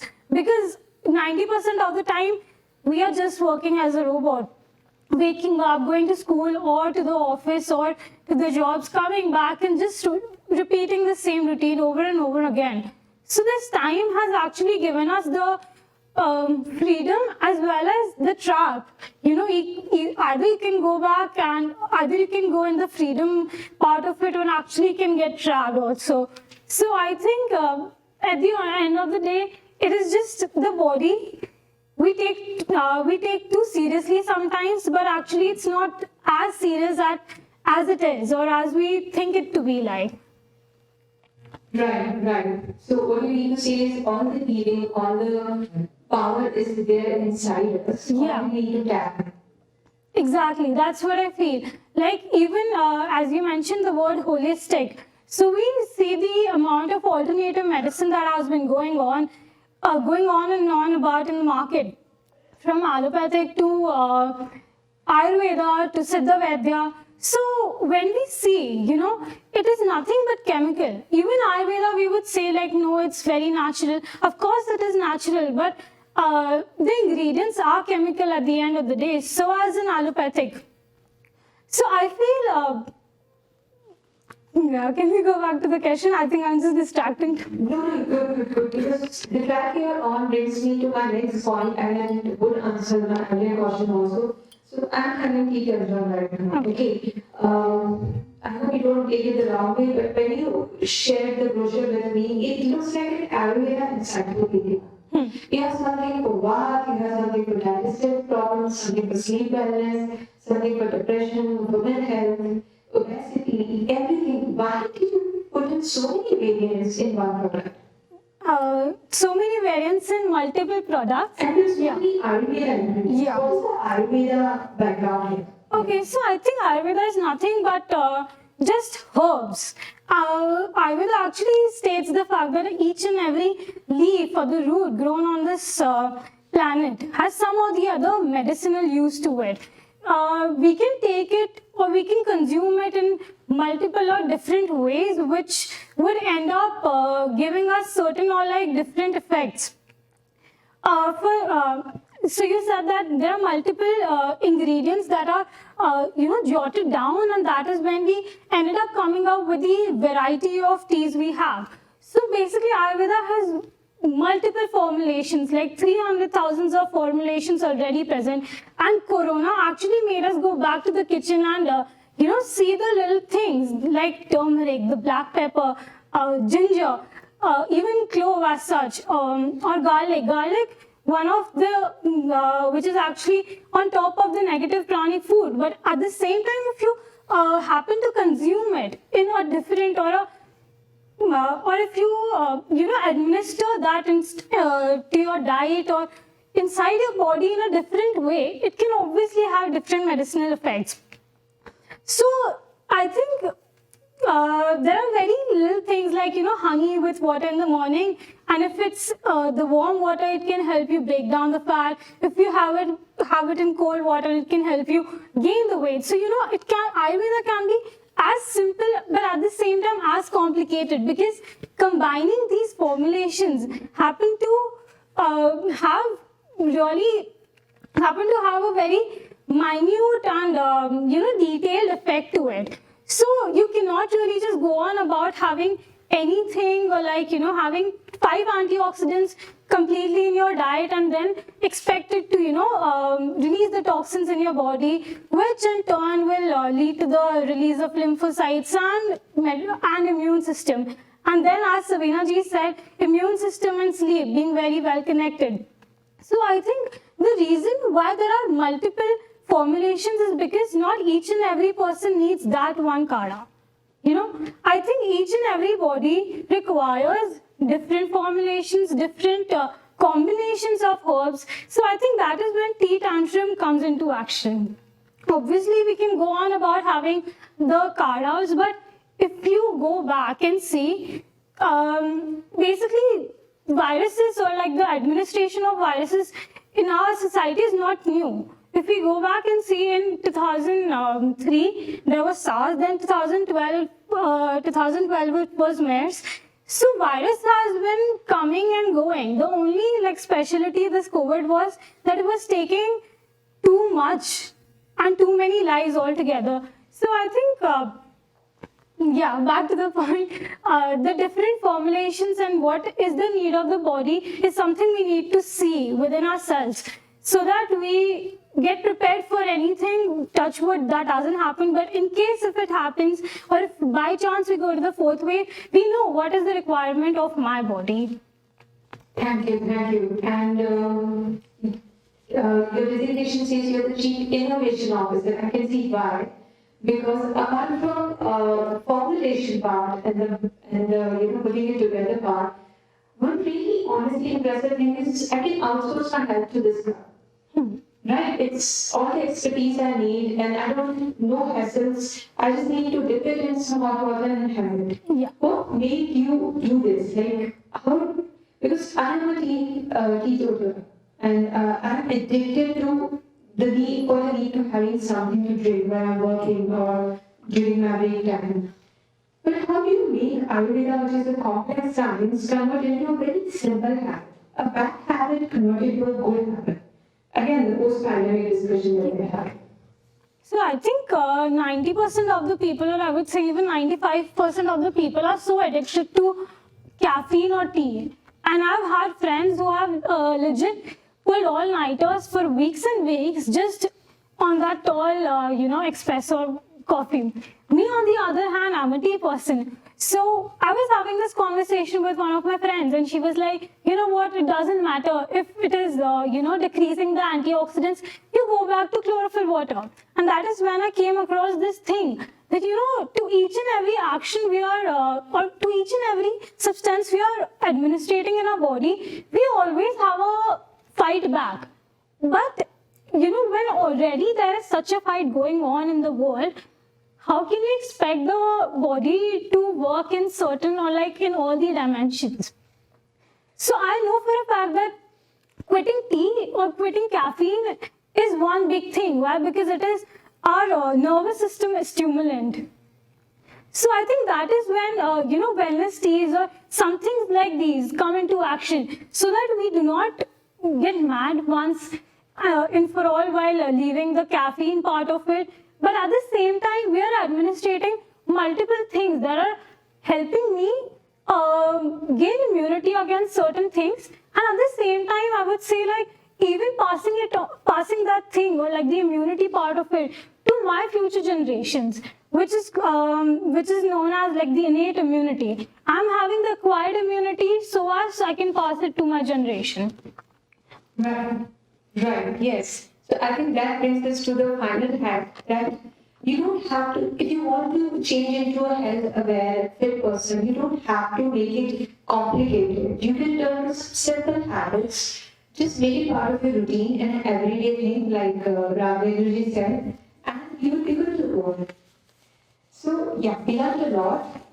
We learned about why being holistic, being self-healing is important, why making family time is important, why paying attention to sleep is important, why being aware about our mental health is important. Why should we stop taking too many small worries and headaches and turning them into monsters? It's really simple to be happy and healthy, mentally, physically, emotionally, in every which way. We just don't make time for it. But today we have learned a lot of insights and a lot of takeaways. My heartiest thanks to the wonderful panel that we have here. You taught us a lot. You gave us a different lens to look at the pandemic, both the rearview mirror and the telescope for what lies ahead. Thank you so much. If you have any closing remarks, we would be very excited to hear from you. Sabina ji, anything? I think at this point, I just hope we were able to actually bring together a good, a useful discussion to everybody who is present. And yes, I really hope that there is an end to what we're going through. I hope we remember the experience, we remember the lessons, and like you said, the fire is ignited. We just have to make sure the good practices keep going. And yes, all the best, and I wish everyone like a really, really healthy future. Viyaji? Yes, I would like to say that before, because I speak a lot about this mental health and this thing. Not everyone has a diagnosed mental illness, but we all have a mental health, Our body, this brain and, our remaining body is not only attached with this neck. There is more than that, So my strong recommendation through this platform that we need a mental health day at our schools. We need to introduce emotional intelligence as a subject in our schools. We need a mental health club. Because if I remember my childhood, I know that if there would be any emergency, any accidental physical injury, I know how to tackle this issue. But I don't know at that time that how to resolve any mental health issue. We all need to be emotionally intelligent, our parents, our spouse. Just imagine if we all actually understand that how, what is emotional intelligence, how to deal our own emotions, how beautiful this world would be. And if again you will call us, Pratima, again for a discussion or webinar on this topic that we all emotionally intelligent people are discussing, then just imagine what would be the conclusive and intelligent result it would be. So the way to approach conflict, wars, mental health, then it would be entirely different. And it would be a work of acceptance, tolerance, and connections. So that's, I believe that hopefully in this year and in the upcoming years, we will see a true inclusive world. Thank you for calling us. Yes, awesome. Dr. Sanjeev ji, Shujin ji, Ravindra ji, if you are around, if you can share something. Yeah. Rags had to drop off. I think I'll just basically echo what Sabina said. Let the fire that has been ignited, let it grow larger, and let's just hope that we see transformation over a period of time. Sure. Shujin ji, if you are there. I think he also stepped away. I don't know whether he's there or not. I know he had another meeting that he had to get to. Okay, no problem. Because like Dr. Veena rightfully suggested, we intend to continue this conversation going in future weeks and months. We are planning a very special series of talks, something like a tea o'clock time, where we would again sit together with one or two experts and keep this Guptagu going and keep learning and making sure that we do not forget what we have learned today and in the pandemic. So, thank you so much, everyone. The program will continue for some time, but if you people have any exigencies for that too, it's completely up to you. But we would love to have you around if you have time. But thanks for making time today. Thank you so much. Take care, guys. Good to meet everybody. See you. Bye. See you on the side. Thank you. Thank you so much. Thank you. Have a good evening.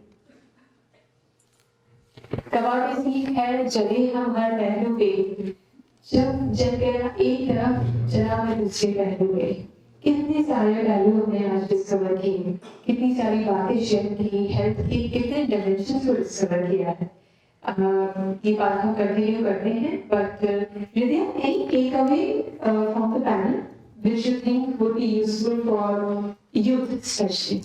I think almost each point, when they were talking about it, I was like, damn, yeah, there has some or the other thing we always end up learning especially from panels like these. Like Sabina ji talked about the sleep, like how Veena ji talked about the mental health issues. I remember someone quoting the fact that how health is very undervalued, and like life is of no value, and then comes health.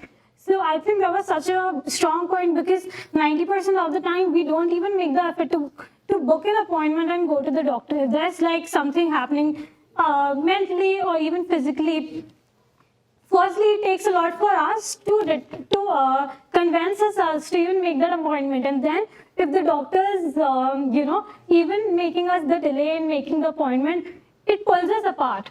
I think that is when, the point, again, I would come back to Ayurveda and allopathic. That is when allopathic always comes to rescue, because fine, I go to the doctor, howsoever late, or like howsoever months later I go to, they're just gonna diagnose, give the prescription, I come back home, and I'm just starting with it. And honestly, allopathic medicines are wonderful because they end up giving us the results not overnight, but eventually, as ma'am would accept. But when Ayurveda comes to action, the process is very slow, or if not very slow, it is very time consuming, and it takes one to actually adapt to the lifestyle or adapt to the Ayurvedic form of lifestyle.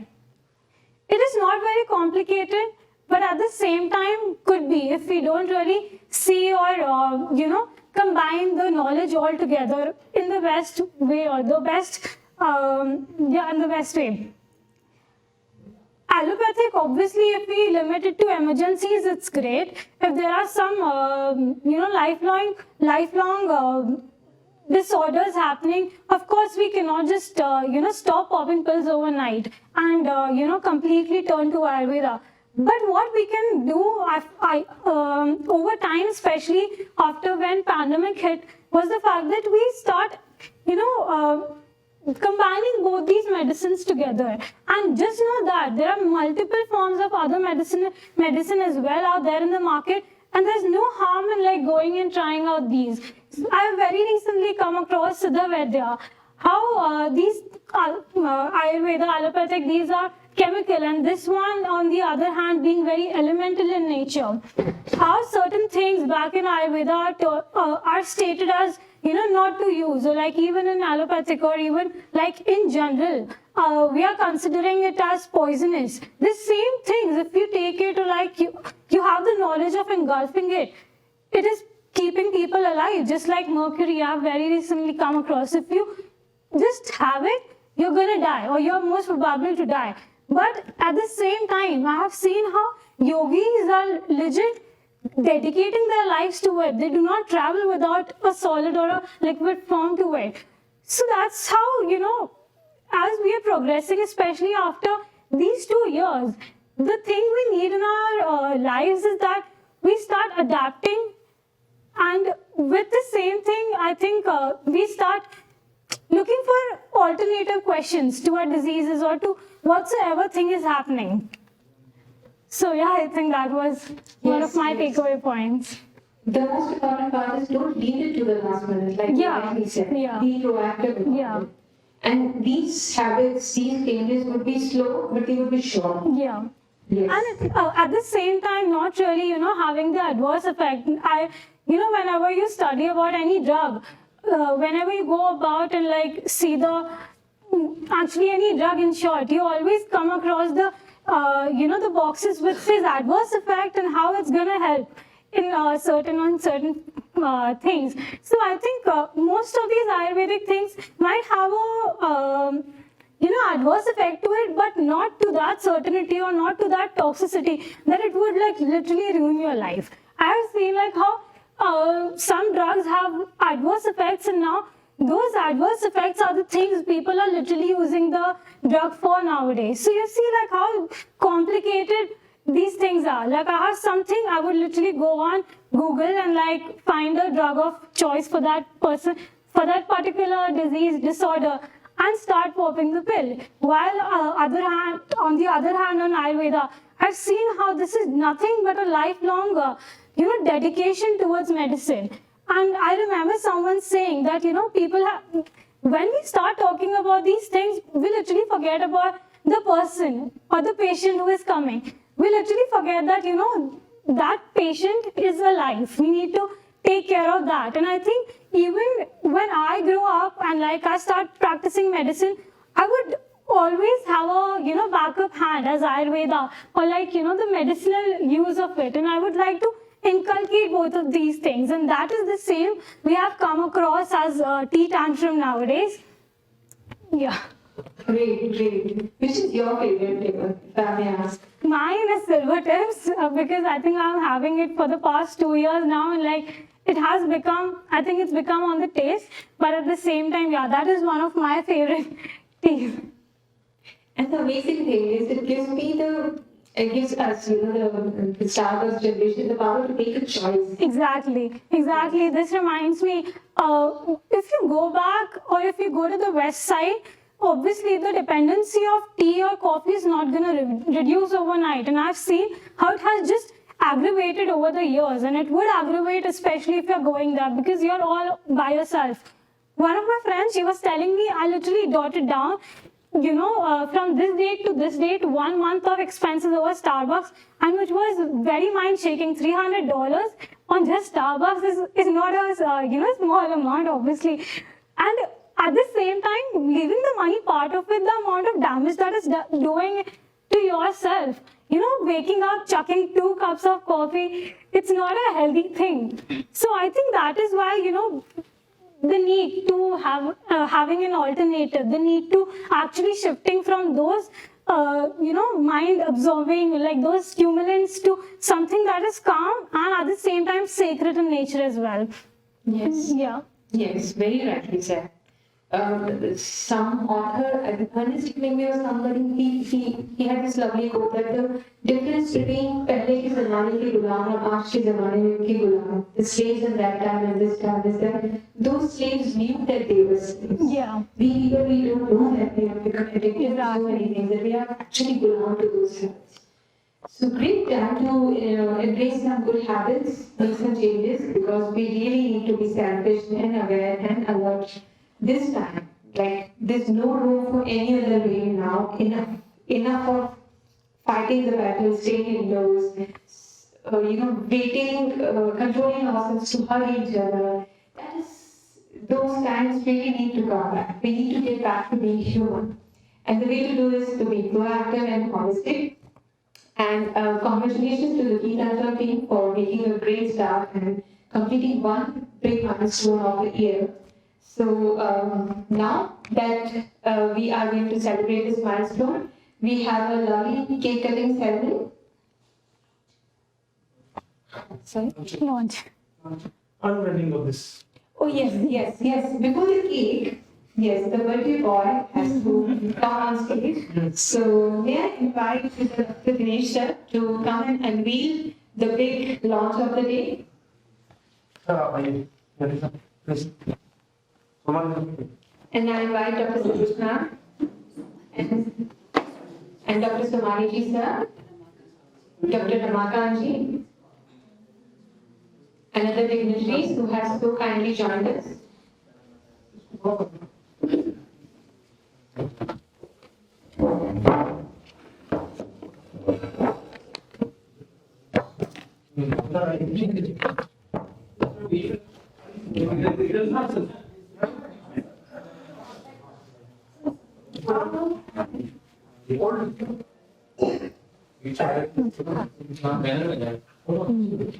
इसको और तो पूछे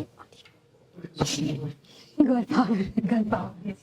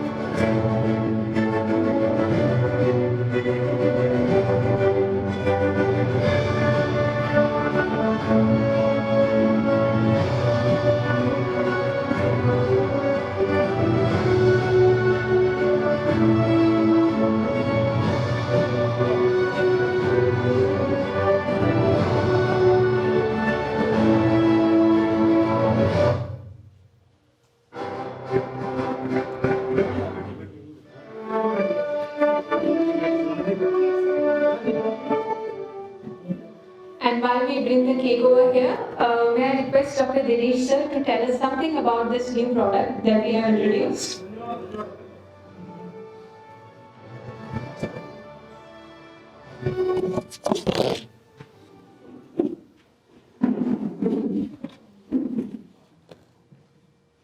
नमस्कार। T tantrum की आज journey का 1 साल पूरा होने जा रहा है। पिछले वर्ष हमने 21 प्रोडक्ट के साथ में इसकी लॉन्चिंग की थी। इस बार एक नया जो प्रोडक्ट है इम्यूनिटी के लिए स्पेशली फॉर द पेंडेमिक हमने इसको यूज किया है।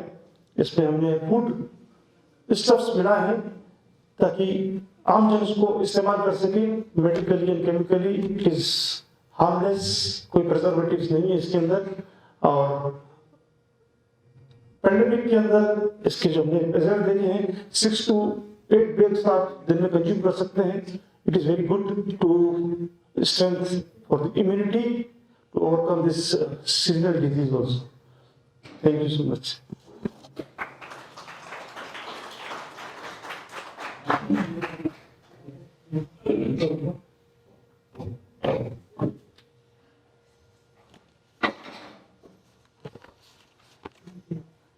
It's a big day for the team. One successful year of making a difference to the world with something holistic, something proactive, something self-healing.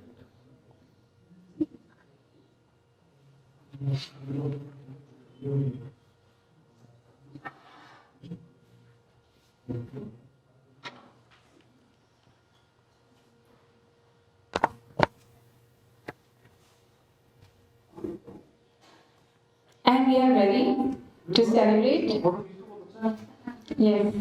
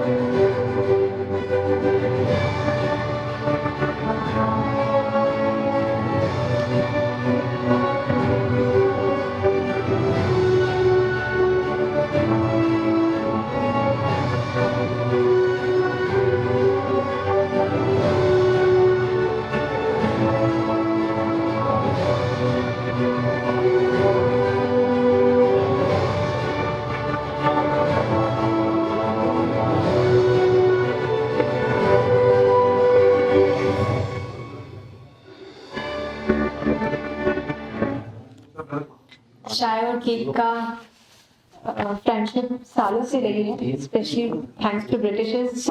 बहुत मज़ा आता है चाय के साथ कुछ मज़ेदार। बहुत ही प्यारा और बहुत ही खूबसूरत केक हमारे सामने है, हम सब अभी एंजॉय करेंगे।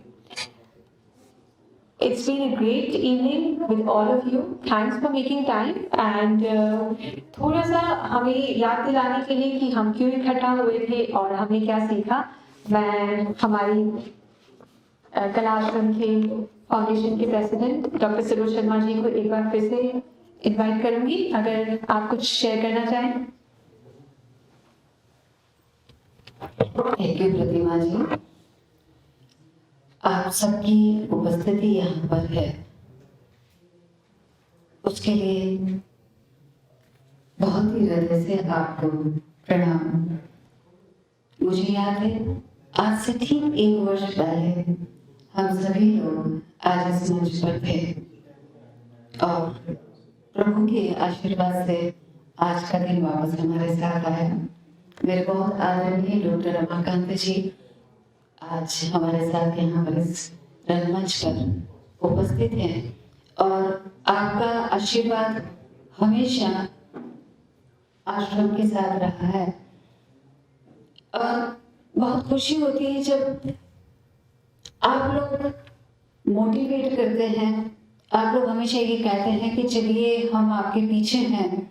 तो जब एक व्रत हस्त अपने साथ होता है तो कॉन्फिडेंस आता है आगे चलने का भी। आप ही का आशीर्वाद डॉक्टर रामपाल सोमानी जी सर, मतलब इनको मैं पहले हमेशा ये कहती थी ये आयुर्वेदा के एनसाइक्लोपीडिया हैं और सिर्फ राजस्थान ही नहीं आयुष मंत्रालय तक आपकी पूरी तरह से दखल अंदाजी रहती है।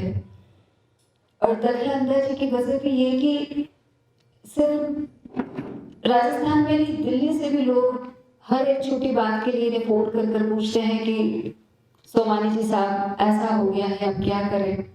तो इतने बड़ी हस्ती का इस आश्रम में आश्रम परिवार पर हाथ होना हमारे लिए सौभाग्य की बात है। न्याती जी सर, आप अकाउंट्स के किंग हैं पूरे उदयपुर के। तो मतलब क्योंकि सर गाड़ी को चलाने के लिए फ्यूल की जरूरत होती है, तो यदि फ्यूल है तो फिर निश्चिंतता होती है कि जितनी भी गाड़ी को दौड़ाना है अपन आराम से दौड़ा पाते हैं। तो सीए साहब हमारे फ्यूल हैं। तो इस तरह का एक माहौल है, इस तरह का एक गठजोड़ है और सिर्फ इसी गठजोड़ की वजह से आज हम यहाँ पर हैं। सेठी साहब, दिनेश खत्री साहब को, मधुरम जी, विद्या, प्रतिमा जी, इतने खूबसूरती से आप इस कार्यक्रम को बांधते हो, आप लोगों को बहुत बहुत धन्यवाद। और बस ऐसे ही मौके, ये 1 साल का केक है, हम चाहते हैं कि 10 साल का, 15 साल का, 20 साल का, जैसे जैसे ये बढ़ते जाए ना सर, तो वो केक का वेट भी वैसा होता जाए तो और मजा आएगा, और आनंद आएगा। इस कार्यक्रम का धन्यवाद ज्ञापित करने के लिए मैं मधुरम जी को रंगमंच पर आमंत्रित करना चाहती हूँ। वे अपनी भावनाएं हमारे साथ साझा करें।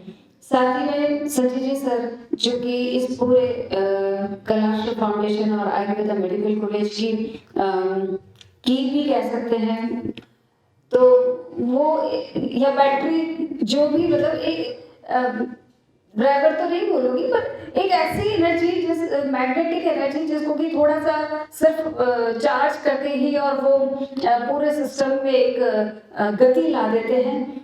आपका सहयोग भी आश्रम को हमेशा मिलता रहा है और आज के दिन वे पूरे महाविद्यालय की तरफ से सर को बुके भेंट करना चाहते हैं। तो उन्होंने मुझे आकर बोला, तो मैंने कहा नहीं, क्यों नहीं, ये तो एक अच्छा माहौल है और इस तरह के बुके हैं मुझे तो मिलते रहे, मुझे बड़ा आनंद आता है। पुष्पों से, फूलों से बहुत ही प्रेम है। तो सर आपका बहुत स्वागत, आप अपने स्टाफ के साथ आकर और सर को बुके भेंट करें। और थोड़ा सा सूना सा माहौल लग रहा है, तो मैं मधुरम से गुजारिश करूंगी कि कुछ इस समा को थोड़ा सा रंगीन बना दें, कुछ सुर डाल दें, कुछ ताल डाल दें, और हो सके तो हम भी तुम्हारी थोड़ी सी मदद कर दें। और इसके लिए मैं इंदिरा मैडम से निवेदन करूंगी कि कोको भी रंगमंच पर ले आए। तो बहुत दिन हो गया है, वो सुप्त अवस्था में है, उसे थोड़ा सा जागृत अवस्था में ले आए। मिथुला और प्रियंका, आप लोग भी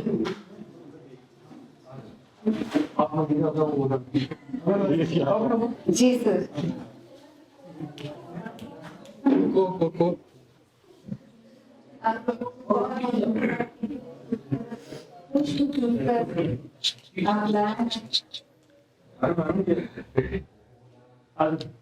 आइडिया मिलता है।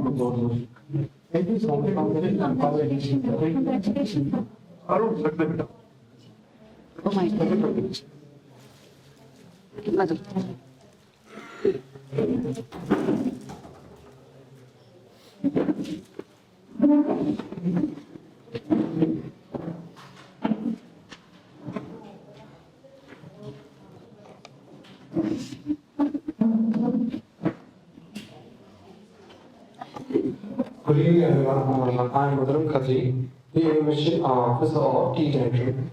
On this wonderful evening, I would like to present a word of thanks. First of all, I'd like to express my deep regards to our beloved Guruji for being a constant motivator and a guiding force in all our endeavors. Then, I would like to especially thank to our CMD sir, Dr. Dinesh Khatri for his unfaltering support and confidence to us. He is the backbone of our institution and a guiding force for every minister. Then, I would like to thank Dr. Khatri and all the parent members for sharing their valuable time and their knowledge. I hope from all of you that in future also you will continue to support the same. I invite all those who are present here offline for the food. Thank you so much. Namaskar.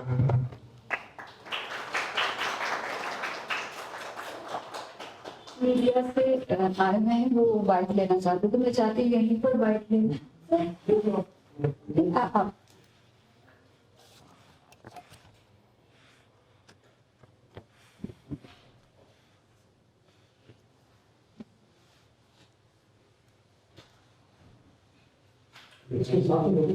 जी तुम जाओ पापा सही नमस्कार।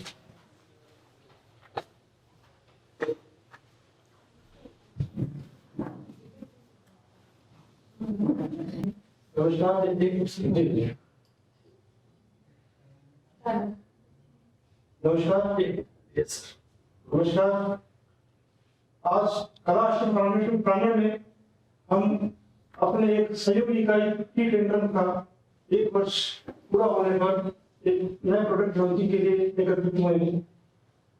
कला आश्रम foundation की जो ये इकाई है T tantrum private limited Ayurveda के क्षेत्र में हम लोग पिछले कई वर्षों से काम कर रहे हैं और उसी श्रृंखला में हमने पिछले वर्ष एक विशाल वेलनेस श्रृंखला का उत्पादन किया जिसे हम देश विदेश में प्रचारित कर रहे हैं। इसकी इस वर्षगांठ पर हमने एक नया प्रोडक्ट लॉन्च किया है वैदिक कावा, जो कि इस पैंडेमिक के अंदर एक वरदान की तरह से साबित हो रहा है। इसको पीने से काफी जो इसके अंदर जो वायरसेस वाले आ रहे हैं उसको हम इस रोकथाम के लिए इसको कारगर साबित करने में ये बड़ी मददगार है। भविष्य में भी हम इस क्षेत्र में जो प्रोबायोटिक्स है, न्यूट्रास्यूटिकल्स है, आयुर्वेद के और उसमें भी हम काम कर रहे हैं। जल्दी ही वे भी अगले जो वर्षगांठ होगी इससे पहले हम इसको लॉन्च करने की कोशिश करेंगे। धन्यवाद। इस तरह से टी टेंट्रम अपना सफर जो है बनाएगा।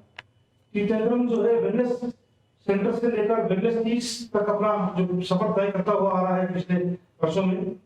इसी क्षेत्र में हमने जो है न्यूट्रास्यूटिकल्स जो फूड सब होते हैं जो भोजन के अंदर तत्वों की कमी पाई जाती है उसको हम शुद्ध तौर से इन चीजों के अंदर मिलवा के उसको हम आगे नए प्रोडक्ट्स को लॉन्च करने की हमारी योजना है ताकि कई बीमारियों के अंदर जो है वह सहायक के रूप में सिद्ध होंगे इस तरह के रूप में।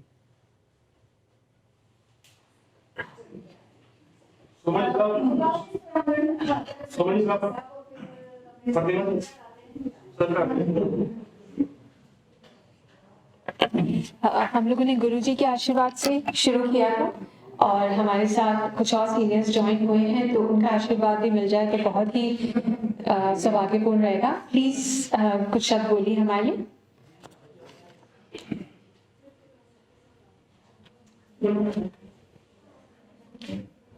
यत् प्रभा पट्टोद्भासी भास्ते अध्याय भारतम आयुर्वेदात्मकम ज्योति शाश्वतम न प्रकाशम।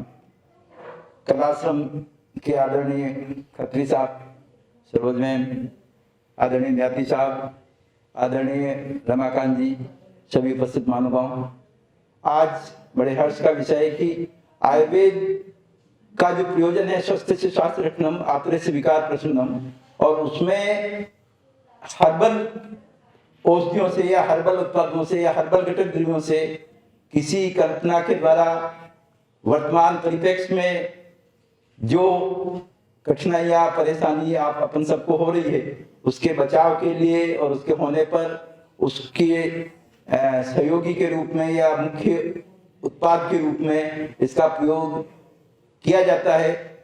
हाल ही में भारत सरकार ने, आयुष मंत्रालय ने बहुत सारी औषधियों को इस बारे में वैश्विक स्तर पर भी उपयोगी पाया गया है। गुड़ूची, अश्वगंधा, मुलेठी, हरिद्रा और आयुष्क्वाथ और इस तरह के अनेक ऐसे प्रोडक्ट्स हैं जिनसे स्वतः इम्यूनिटी बढ़ती है, और जब इम्यूनिटी अच्छी होती है, रोग क्षमता अच्छी होती है, तो किसी भी रोग का, किसी भी अवस्था का, किसी भी व्याधि का, किसी का घातक प्रभाव शरीर पर नहीं हो पाता है, या जो होता है तो उसका शरीर पर दुष्प्रभाव लंबे समय तक नहीं रहता है। इसलिए इम्यूनिटी इनहेंसर आज के समय की बहुत अधिक आवश्यकता है। इम्यूनिटी इनहेंस करने पर शारीरिक रूप से और मानसिक रूप से आयुर्वेद न केवल शारीरिक रूप से व्यक्ति को स्वस्थ करना चाहता है, मानसिक रूप से भी पूर्ण रूप से स्वस्थ करना चाहता है, क्योंकि आयुर्वेद में जो स्वस्थ की परिभाषा है, समदोष समाग्निष्ठ समधातु मलक्रिय प्रसन्न आत्मेन्द्रिय मन स्वस्थ विधीयते। प्रसन्न आत्मा, प्रसन्न इंद्रिया, प्रसन्न मन जब तक नहीं होता है तब तक अपन उसको स्वस्थ होने की कल्पना या आयुर्वेदिक टर्मिनोलॉजी में उसको स्वस्थ नहीं कह सकते। आज अधिकतर सभी व्यक्ति न केवल शारीरिक रूप से, मानसिक रूप से भी काफी बहुत सारे कारणों से, ईर्ष्या, भय, क्रोध, लोभ, मोह, इस तरह की बहुत सारी ऐसे रोग और व्याधियां हैं जिनसे बहुत सारा स्ट्रेस, तनाव रहता है, और लाइफ स्टाइल के चेंज होने से बहुत सारी नए रोगों को का प्रादुर्भाव हो रहा है या नए रोग परिलक्षित हो रहे हैं। उन सब के लिए आयुर्वेद जो पुरानी प्राचीनतम चिकित्सा पद्धति है और सभी चिकित्सा पद्धतियों की जनक है, आज सुश्रुत को फादर ऑफ सर्जरी के रूप में पूरे विश्व में माना जाता है।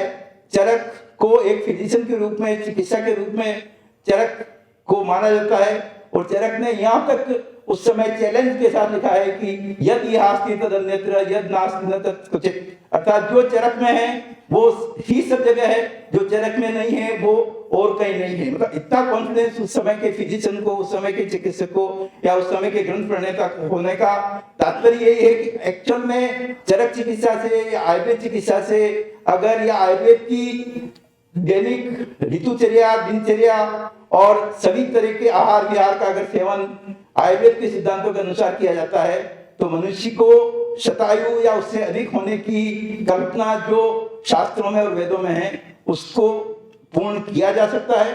इसलिए आज समय की आवश्यकता है, न केवल देश में, विदेशों में आयुर्वेद के प्रति बढ़ती हुई श्रद्धा, बढ़ता हुआ विश्वास इस बात का प्रतीक है कि आयुर्वेदिक औषधियां निरापद है, प्रतिक्रिया रहित है और कुछ देर से ही सही अच्छा शरीर में अच्छा प्रभाव करती है।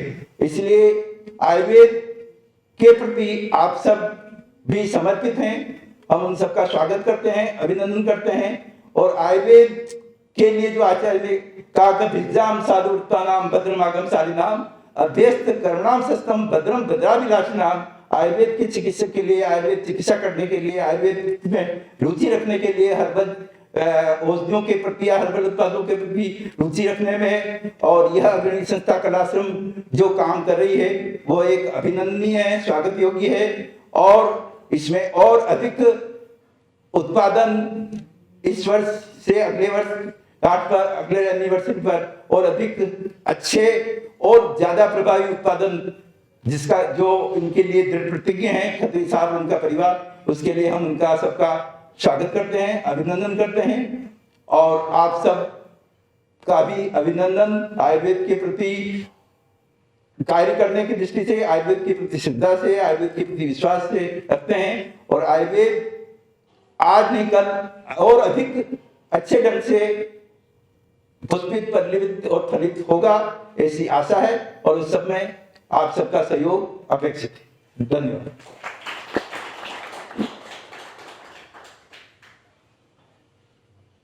हमारे साथ दयाती जी और रमाकांत जी भी हैं, तो प्लीज अगर आप लोग भी कुछ आशीर्वाद देना चाहें।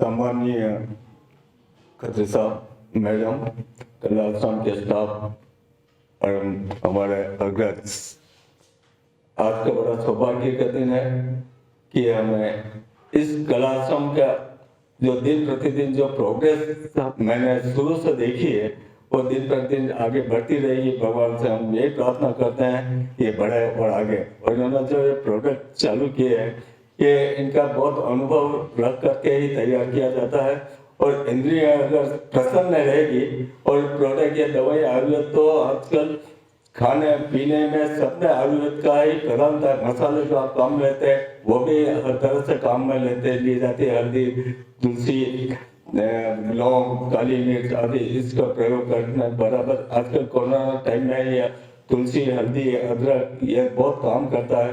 हरदम अपने मुंह में लौंग, काली मिर्च चाहिए, गला रखने रख चाहिए। इसके अलावा क्या है कि उससे सर्दी जुकाम में भी आराम रहेगा, कोरोना भी उससे आ जाएगा। और ये प्रोडक्ट जो तैयार किया है इसके लिए हमारी हार्दिक शुभकामनाएं, और भगवान ये फार्मेसी और इसके अलावा कला आश्रम दिन प्रतिदिन प्रोग्रेस करे, ये हमारी शुभकामनाएं। धन्यवाद।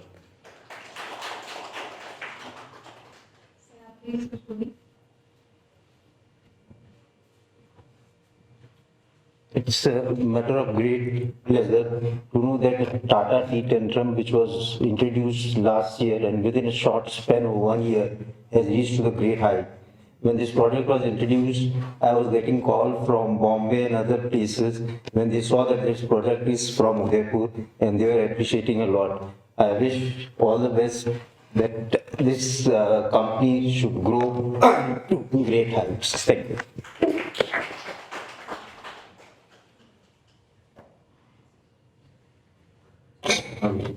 चाय ठंडी हो जाए उससे पहले थोड़ा उबाल लाते हैं, और what better way to do this than some music. We have Mr. himself with us, Madhuram, कुछ कमाल कर दीजिए प्लीज।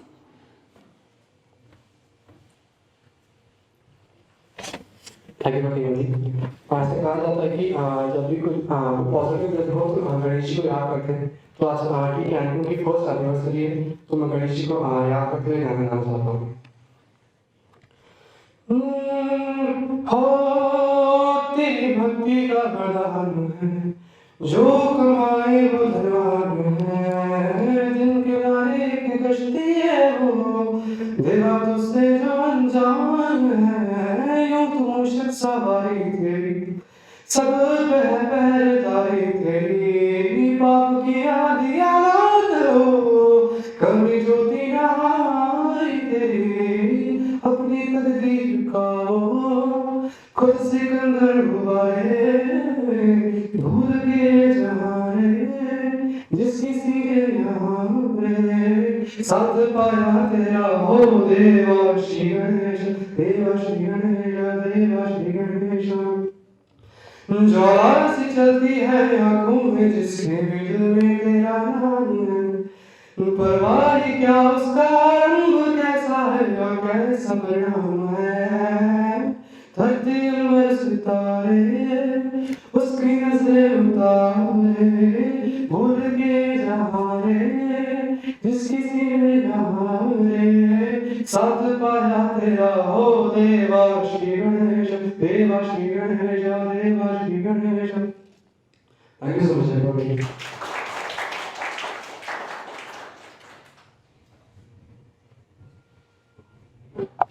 तो इसी एनर्जी और इसी उत्साह के साथ ही हम आज की शाम को यहीं क्लोज करते हैं। आप सबके अच्छा जी जी जी बिल्कुल, डॉक्टर कमलेश जी की डिमांड हुई है, जरूर आइए प्लीज।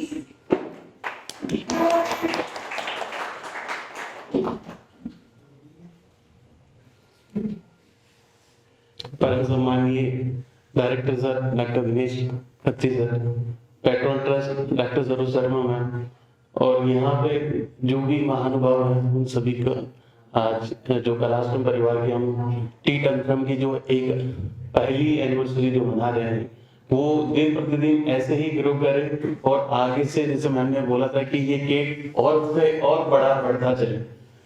और सबसे बड़ी बात सर मैम ने मेरे को यहाँ तक बुलाया और इसमें इसका एक अभिन्न, तो उसके लिए मैं एक सॉन्ग प्रेजेंट करना चाह रहा हूँ ताकि हमारा कलाश्रम का जो टी तंत्रम है वो दिन प्रतिदिन ऐसे ही आगे ग्रोथ करते रहे। एक सॉन्ग है किशोर दादी का, रुक जाना नहीं तू कहीं हार के, कांटों पे चल के मिलेंगे साए बाहर के,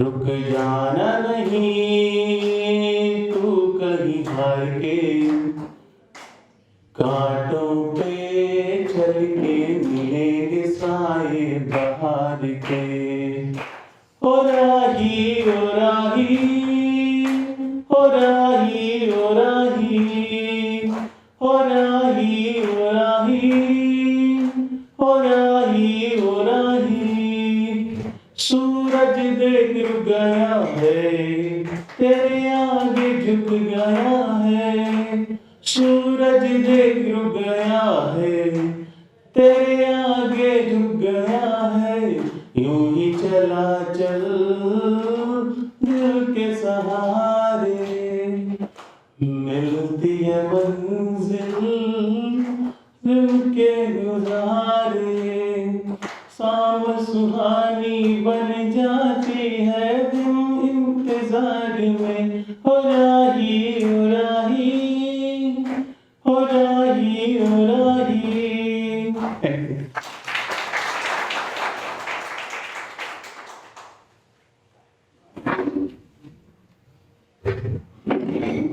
जिंदगी की राह के सफर चलते रहते हैं, शाम आती है फिर सुबह होती है फिर शाम आती है। आज जो सीखा है उससे हम एक नई सुबह की तरफ चलेंगे, यही आशा करते हैं। आप सबका बहुत बहुत शुक्रिया, आपने इतना समय दिया और इतने ध्यान से इस कार्यक्रम को सपोर्ट दिया। Please keep continuing the support and cooperation and encouragement for the Tea Tantrum family. We hope to make many more new milestones and hope you are all along with us in that journey. Thank you so much. Do join us for dinner and we'll see you all soon again with some tea conversations that we are planning to cover next. Thank you so much. Good evening.